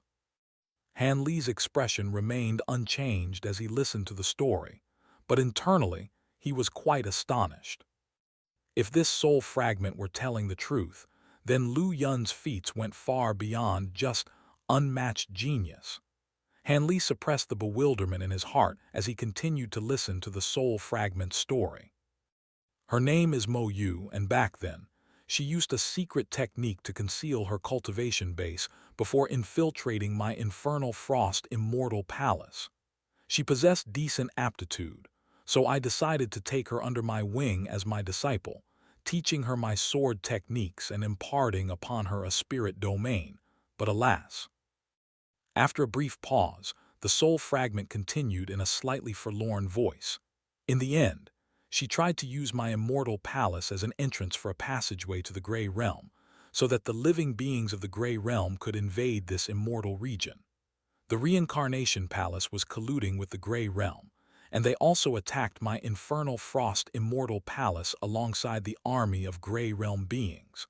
Ultimately, things completely spiraled out of control, and the soul fragment's voice trailed off there with another forlorn sigh, and Han Li concluded in his stead, "Your infernal frost immortal palace was defeated." We were indeed defeated, but they didn't manage to reap any benefits from their victory either. It's just a pity that my infernal frost immortal palace was torn to pieces during the battle, and many of its regions have most likely already been completely lost, the soul fragment said in a forlorn voice. All of a sudden, a thought occurred to Han Li, and he hurriedly asked, "Is there a region in your infernal frost immortal palace known as the vast glacial realm?" "There is. Why do you ask?" the soul fragment asked as it raised an eyebrow. A hint of enlightenment instantly welled up in Han Li's heart upon hearing this. The vast glacial realm had most likely been lost from the infernal frost immortal palace in the wake of that battle, and it had since become a secret area in the spirit realm. With that in mind, the myriad sword scroll that he had obtained from the vast glacial realm most likely once belonged to the boundless sword sect as well. The soul fragment was unbothered by the lack of response from Han Li, and it continued, "You've asked me a bunch of questions, so it's only fair that you answer a few questions for me now, right?" Han Li completely ignored this request as he asked, "How did that battle conclude, and how did you end up in here?" The soul fragment was rendered completely speechless for a moment, following which it exclaimed in an indignant voice, "How could you be so rude?" Han Li remained completely expressionless, as he subtly adjusted the positioning of the longsword in his hand once again. Ahem, to be honest, I don't know how the battle ended. After the reinforcements from the Reincarnation Palace arrived, I was forced to battle Mo Yu and another formidable enemy on my own. I was able to severely injure both of them, but ultimately I was defeated, and my physical body was destroyed. In the end, only this soul fragment of mine survived, and I was forced to flee here before sealing myself away so I could wait to be saved, the soul fragment explained. Why didn't you receive any reinforcements from the heavenly court? Haven't they always been sworn enemies of the Reincarnation Palace? Han Li asked as he raised an eyebrow. Even though I was the master of the Infernal Frost Immortal Palace, I was used to living with full freedom and autonomy, so I was unwilling to join the heavenly court, and I didn't follow any of their orders. Hence, they were happy to see me go down in that battle so they could swoop in and reap the spoils. My guess is that the Infernal Frost Immortal region has already been completely taken over by the heavenly court by now, right? The soul fragment asked. The Infernal Frost Immortal region has already been renamed to the Northern Glacial Immortal region, and the current Northern Glacial Immortal Palace is indeed under the control of the heavenly court, Han Li confirmed with a nod. The soul fragment faltered slightly upon hearing this, then fell into deep thought. Han Li stowed his azure bamboo cloud swarm sword away, then took a glance at his surroundings before asking, "Where did these statues come from?" "I have nothing to do in here anyway, so I made them to help pass the time. What do you think? They're not bad, right?" The soul fragment chuckled. "If you sealed yourself in here, did you not think to make a way out so that you could leave at some point?" Han Li asked. The soul fragment took an exasperated glance at Han Li, then replied, "I created this place for my own protection. If I left a way out, there would have been a way for my enemies to get in as well. Besides, I was in a real hurry when I fled into this place, so I didn't have time to think things over." Han Li was silent for a moment, then asked, "In that case, you don't know how to get out of this secret area either, right?" At the very most, Han Li was only willing to believe half of what the soul fragment was telling him. He had a feeling that the soul fragment was hiding some things from him, but he could find any holes in its story either. The soul fragment took a quick glance at Han Li, then shook his head as he scoffed. "You're dreaming if you think you can get out of this place at your current level of power." "What do you mean by that?" Han Li asked. "Unless this secret area is open from the outside, the only way to get out of here is to destroy its core. However, this core is directly connected to this entire secret area, and as soon as it's attacked, it'll draw upon all of the world's origin chi within the entire secret area to defend itself. At the peak of my powers, I would have been able to get out of this place with ease, but at the moment, you're only at the early golden immortal stage, right? I suggest you resign yourself to your fate and stay here to keep me company," the soul fragment chuckled. "May I ask what your past cultivation base was, senior?" Han Li asked, adopting a much more polite and respectful tone this time. A smug grin appeared on the soul fragment's face as it humble bragged. "My cultivation base wasn't that advanced. I was only at the late high zenith stage." Even though Han Li was already somewhat mentally prepared for this answer, he still couldn't help but feel astonished upon hearing his suspicions confirmed. "In that case, are you saying that only a late high zenith cultivator will be able to break the core of the secret area?" Han Li asked. "Not necessarily. You should be able to pull it off starting from the early high zenith stage, but you're clearly not. Oh, by the way, what cultivation art are you using? Have you mastered the power of laws yet?" the soul fragment suddenly asked. How is that relevant? Han Li asked. It's extremely relevant. If you've only mastered some normal law powers, then you would naturally have to be at the high zenith stage to have a chance of breaking the core of this secret area. But if, by some miracle, you've mastered one of the three paramount laws to a decent extent, then the mid-golden immortal stage should suffice, the soul fragment explained. Instead of immediately showing his hand, Han Li asked, could it be that the core of this secret area is somehow related to the three paramount laws? The core of this secret area is an item that contains the power of time laws. By my estimates, if you try to break it through brute force alone, you'll need to be at least at the early high zenith stage. If you deconstruct it using the power of spatial laws, then you'll have to be at the late golden immortal stage. And if you've mastered the power of time laws, you'll only have to be at the mid-golden immortal stage, the soul fragment explained. May I ask where the core is? Would you be able to lead me to it, Senior? Han Li asked. The soul fragment seemed to be rather hesitant to oblige with this request, and it remained silent for quite some time.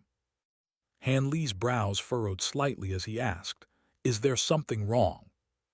There are some restrictions in this place that I'm unable to enter in my current state, the soul fragment replied, seemingly rather embarrassed by its own admission of weakness. That's not a problem. I have a soul-nurturing burner that you can temporarily reside in, Han Li said as he flipped a hand over to produce a small dark purple incense burner that was crafted from soul-nurturing wood. I suppose there's no other option, the soul fragment sighed as it flew into the incense burner. Where do I need to go, Senior? Han Li asked while holding the incense burner. To the left of this hall is a secret door. After you go through the secret door, keep going straight. The soul fragment's voice was sounding a little muffled, coming from inside the incense burner. Han Li was constantly scouring his surroundings with his spiritual sense, while making his way deeper into the underground palace under the soul fragment's instructions. After traversing through a maze-like system of passageways for around 2 hours, he finally arrived at the entrance of another hall. This is the place, Han Li asked. The core of this secret area is just inside. I won't go in with you, just place this burner down at the entrance, the soul fragment replied.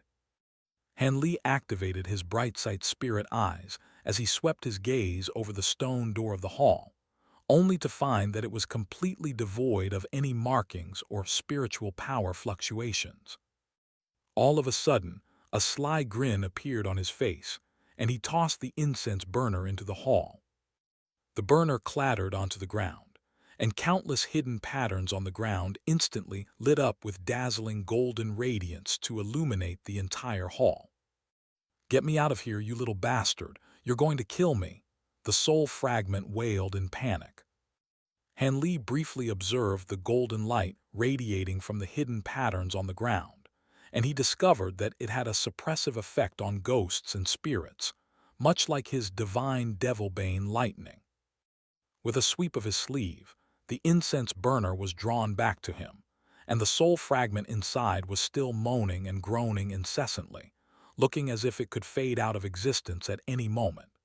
It seemed that the soul fragment had been so severely weakened by that brief ordeal that it didn't even have the energy to curse Han Li anymore.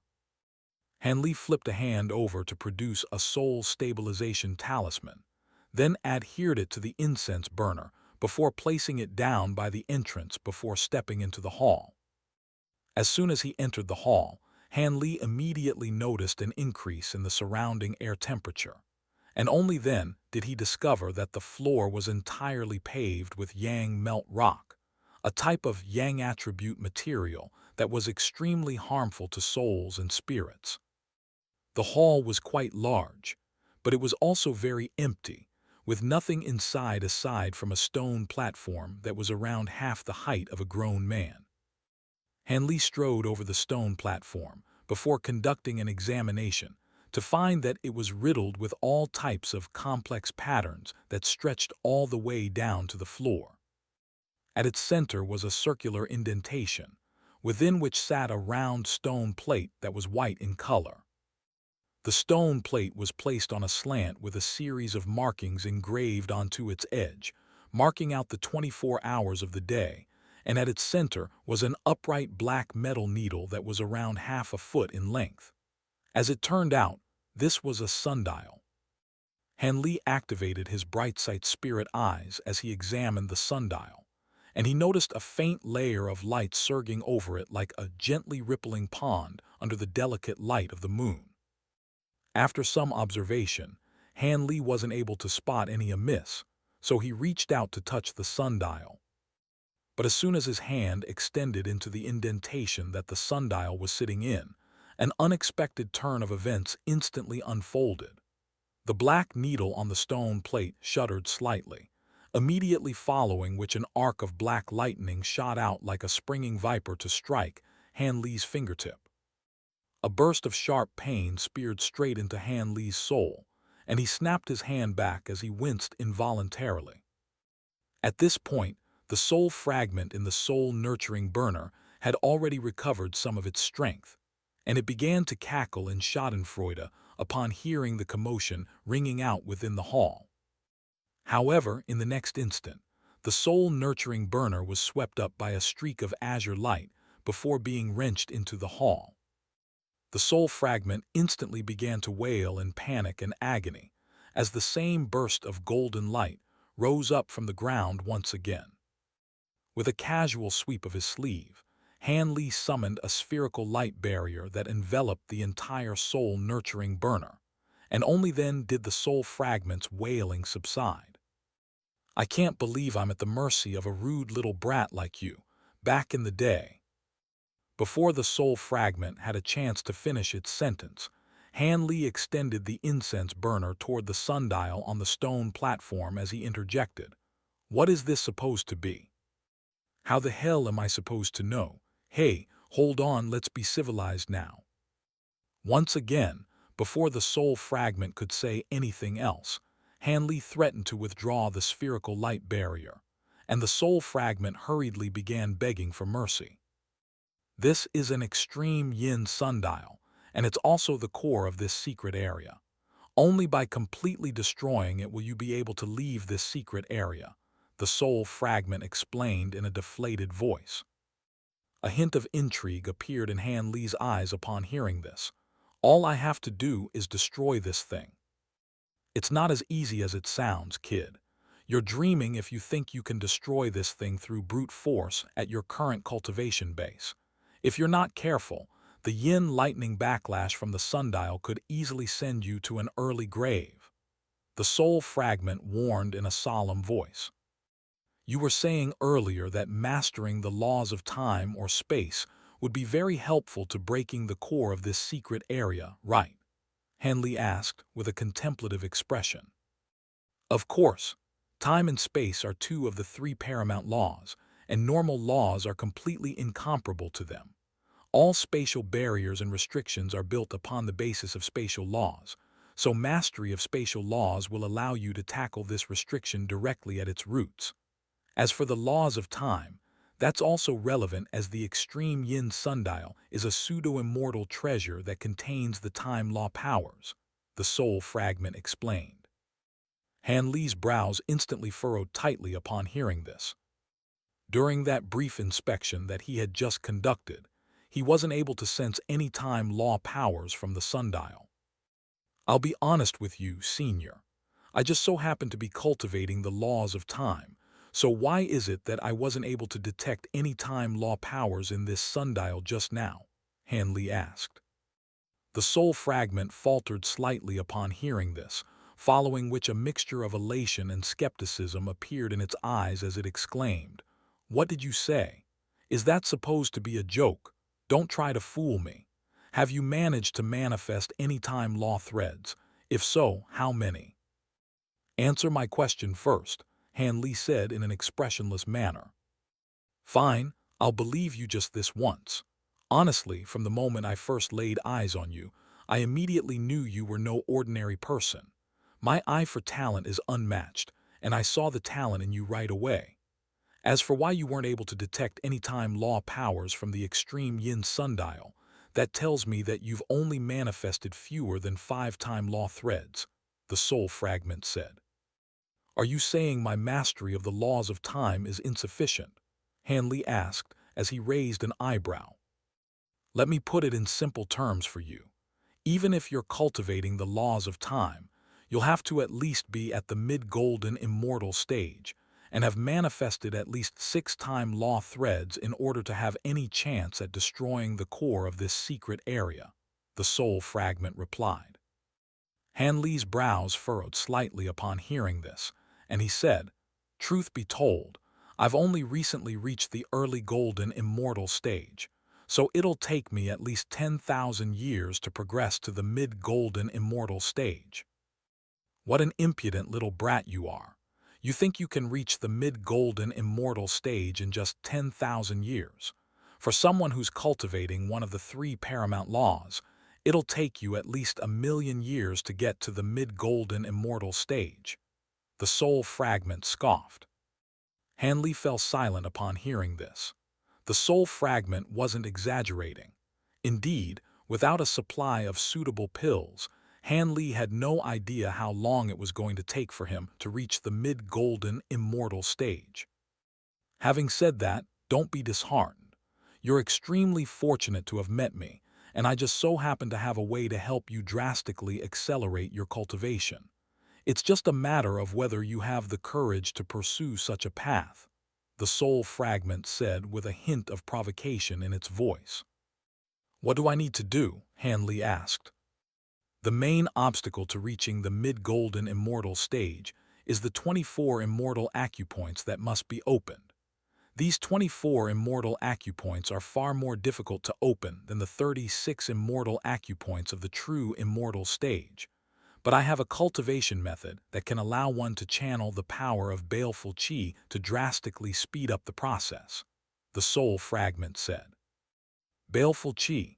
I'm assuming using such a cultivation method will result in a whole host of future complications, right?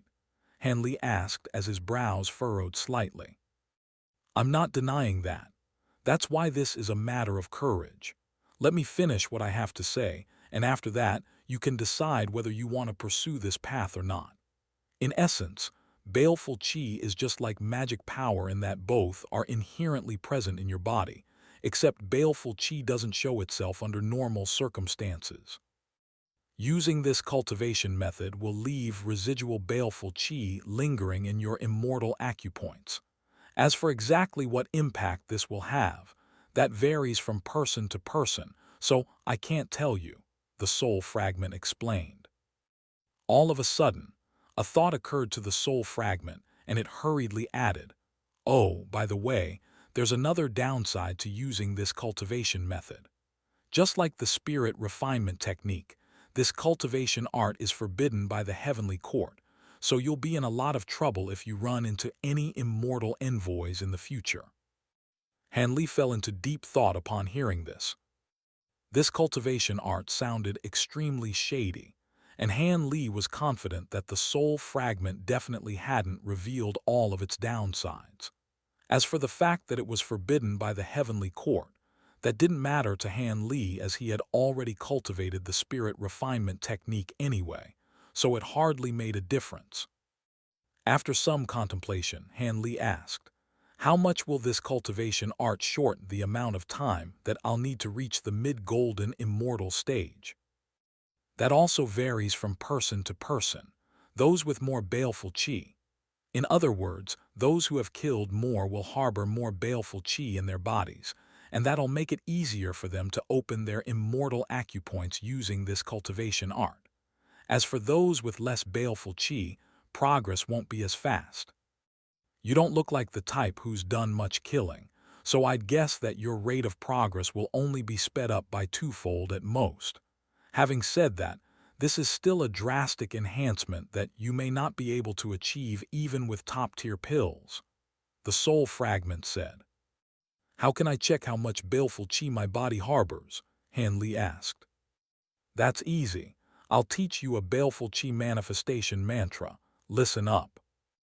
With that, the soul fragment recited a peculiar mantra to Han Li, who quickly memorized the mantra before repeating it himself.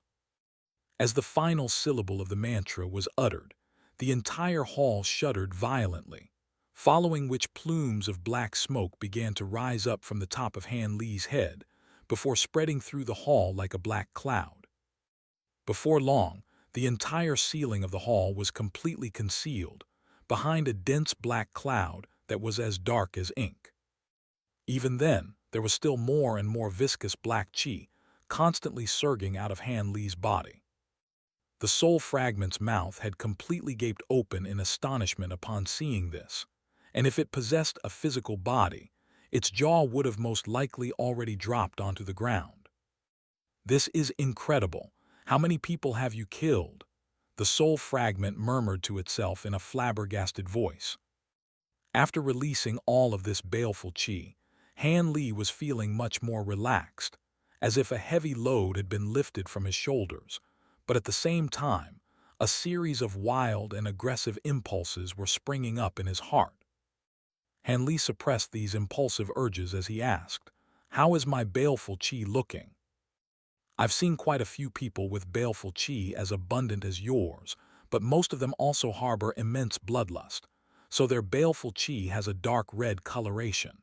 However, your baleful chi is completely different. Suck pure black baleful chi is an extremely rare sight, and I'm sure that'll help you significantly mitigate the negative side effects of using this cultivation art of mine," the soul fragment praised. Han Li nodded in response, then withdrew his hand seal, and the churning black chi around him instantly receded back into his body. "Why are you in such a hurry to withdraw your baleful chi? You haven't even released all of it yet," the soul fragment complained. Han Li paid no heed to its complaints as he demanded, "Teach me your cultivation art." "So you've decided to use it. Don't take this decision lightly," the soul fragment chuckled.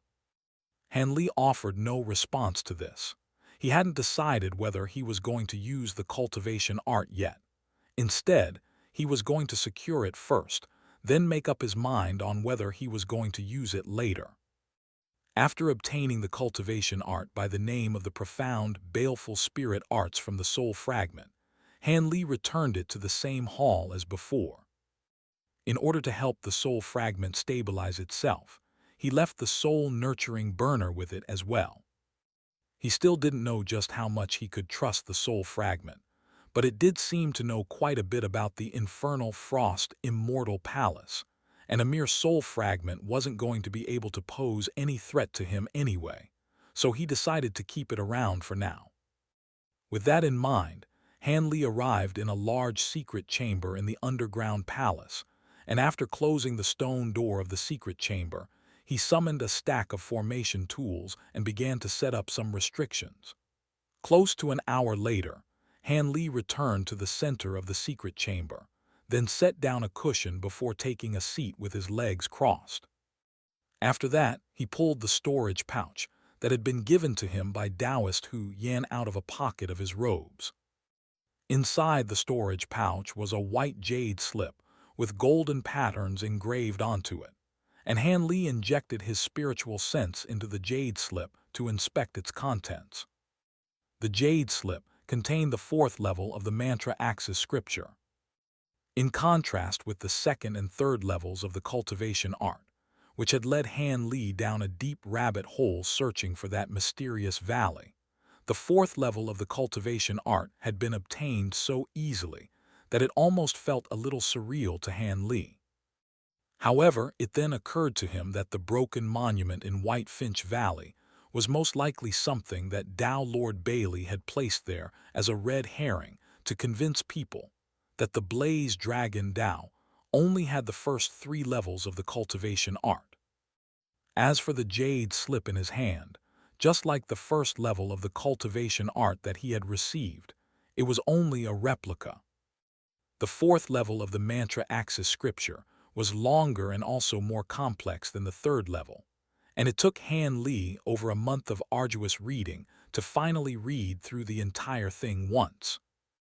Even after mastering the first 3 levels of the cultivation art, he had only developed a rough understanding of how the cultivation art worked, but there were still some key points that were outside of his realm of comprehension for now. However, there was one discovery that he had made that had been very encouraging for him. Apparently, due to the fact that those who had already mastered the first 3 levels of the mantra axis scripture had already accumulated a great deal of time law power in their body. Once they began cultivating the 4th level, they would be able to actively manifest time law threads. As for how many time law threads one could attain, that was dependent on how much time law power one had accumulated and how deep their understanding of the laws of time was. Over the next 3 months, Han Li didn't immediately begin cultivating the mantra axis scripture. Instead, he carefully revised the first 3 levels, then compared them with the 4th level of the cultivation art.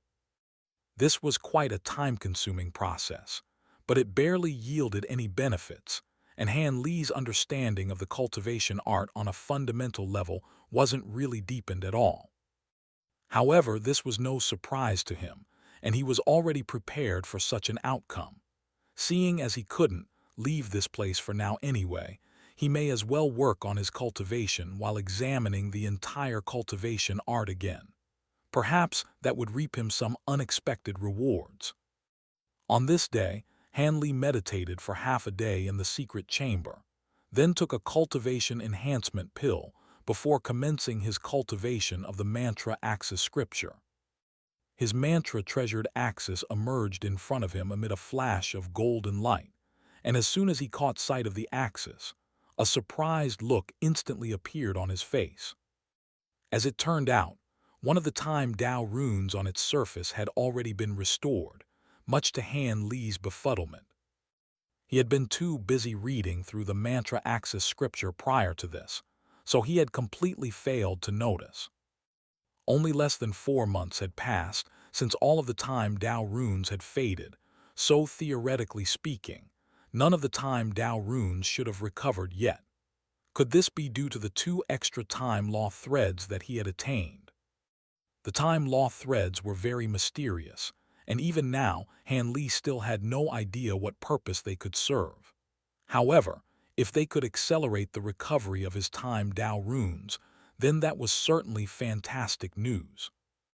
After taking a moment to settle his own emotions, Han Li began to cultivate the mantra axis scripture. He made a hand seal while quietly chanting an incantation, and the mantra-treasured axis slowly drifted through the air until it was hovering behind him above his head while giving off dazzling golden radiance. The golden light that it was radiating instantly filled the entire secret chamber. Over a century passed by in the blink of an eye. Inside the secret chamber, Han Li remained seated with his legs crossed like a statue, but there was faint golden light all over his entire body. Some time later, he slowly opened his eyes, and the faint golden light inside them quickly faded. At this rate, I don't think I'll be able to open an immortal acupoint even after 1,000 years of cultivation. Will I really have to resort to the profound, baleful spirit arts? Han Li's brows furrowed slightly in hesitation as he mulled over this matter. After some more contemplation, he decided to seek out another opinion, so he called out to Mo Guang. The shadow that he cast onto the ground instantly warped slightly before elongating forward, and a shadowy figure emerged from Han Li's shadow before rising to its feet. After taking so many years to rest and recuperate, Mo Guang had already made a full recovery, and its aura was even superior to back when it was at its peak. "You finally called upon me again, fellow Taoist Han," Mo Guang said with a faint smile, following which its expression changed drastically as soon as it detected the aura emanating from Han Li's body. Han Li paid no heed to its reaction as he said in an indifferent manner, "I've been through a lot over these past years, and there's never been a suitable opportunity to call upon you. I have a question for you today, and I'm hoping you can help me, fellow Taoist Mo Guang." I didn't think you would already be a golden immortal, fellow Taoist Han. Looks like I've gotten much better than choosing masters since last time. What is it that you want to ask me? Mo Guang prompted with a smile. How much do you know about the Grey Realm? Han Li asked. The Grey Realm. That's always been considered to be a taboo subject in this immortal region, and even Ma Liang didn't get involved much with it back when he was alive. Hence, I'm afraid I don't know much about it. All I know is that it's a realm that's just as vast as the immortal realm, Mo Guang replied. Han Li was a little disappointed to hear this, but he then asked, "What do you know about baleful qi?" When it comes to baleful qi, cultivators like yourself should know more than I do. Whenever one engages in the act of killing, baleful qi would naturally form in their body. It's just like how extra-realm heavenly devils like myself can absorb devilish qi through killing. However, baleful qi normally can't be manifested unless someone has accumulated so much baleful qi through slaughter that their baleful qi has gained a substantial form, Mo Guang explained.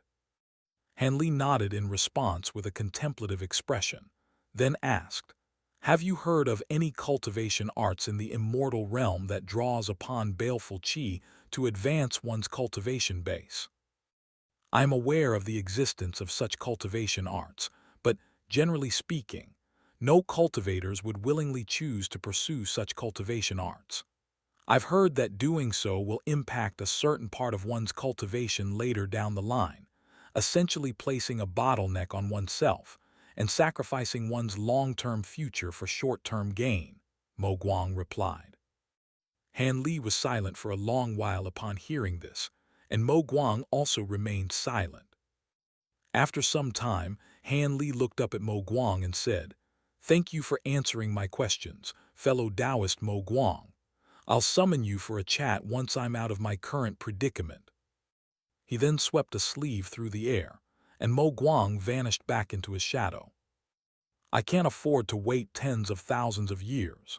Han Li sighed to himself as he made a strange hand seal, and a vast expanse of baleful qi instantly surged out of his body, inundating the entire secret chamber. He then began to chant an incantation, and all of the baleful qi that was churning in a chaotic and haphazard manner was suddenly reined in, ceasing their outward expansion before gradually converging into a single cloud. As a result, the color of the baleful qi was becoming darker and darker, and it was also becoming more and more dense. As soon as the baleful qi came into contact with Han Li's skin, he was immediately struck by a peculiar feeling that struck a hint of apprehension into his heart. But he didn't stop what he was doing as he continued to guide the baleful qi toward the acupoints in his body. The baleful qi surged toward an acupoint beneath his ribcage, just like magic power would, and the acupoint immediately displayed signs of loosening in the face of the violent influx of baleful qi. Han Li's heart stirred slightly upon seeing this, and he immediately closed his eyes to focus on his cultivation.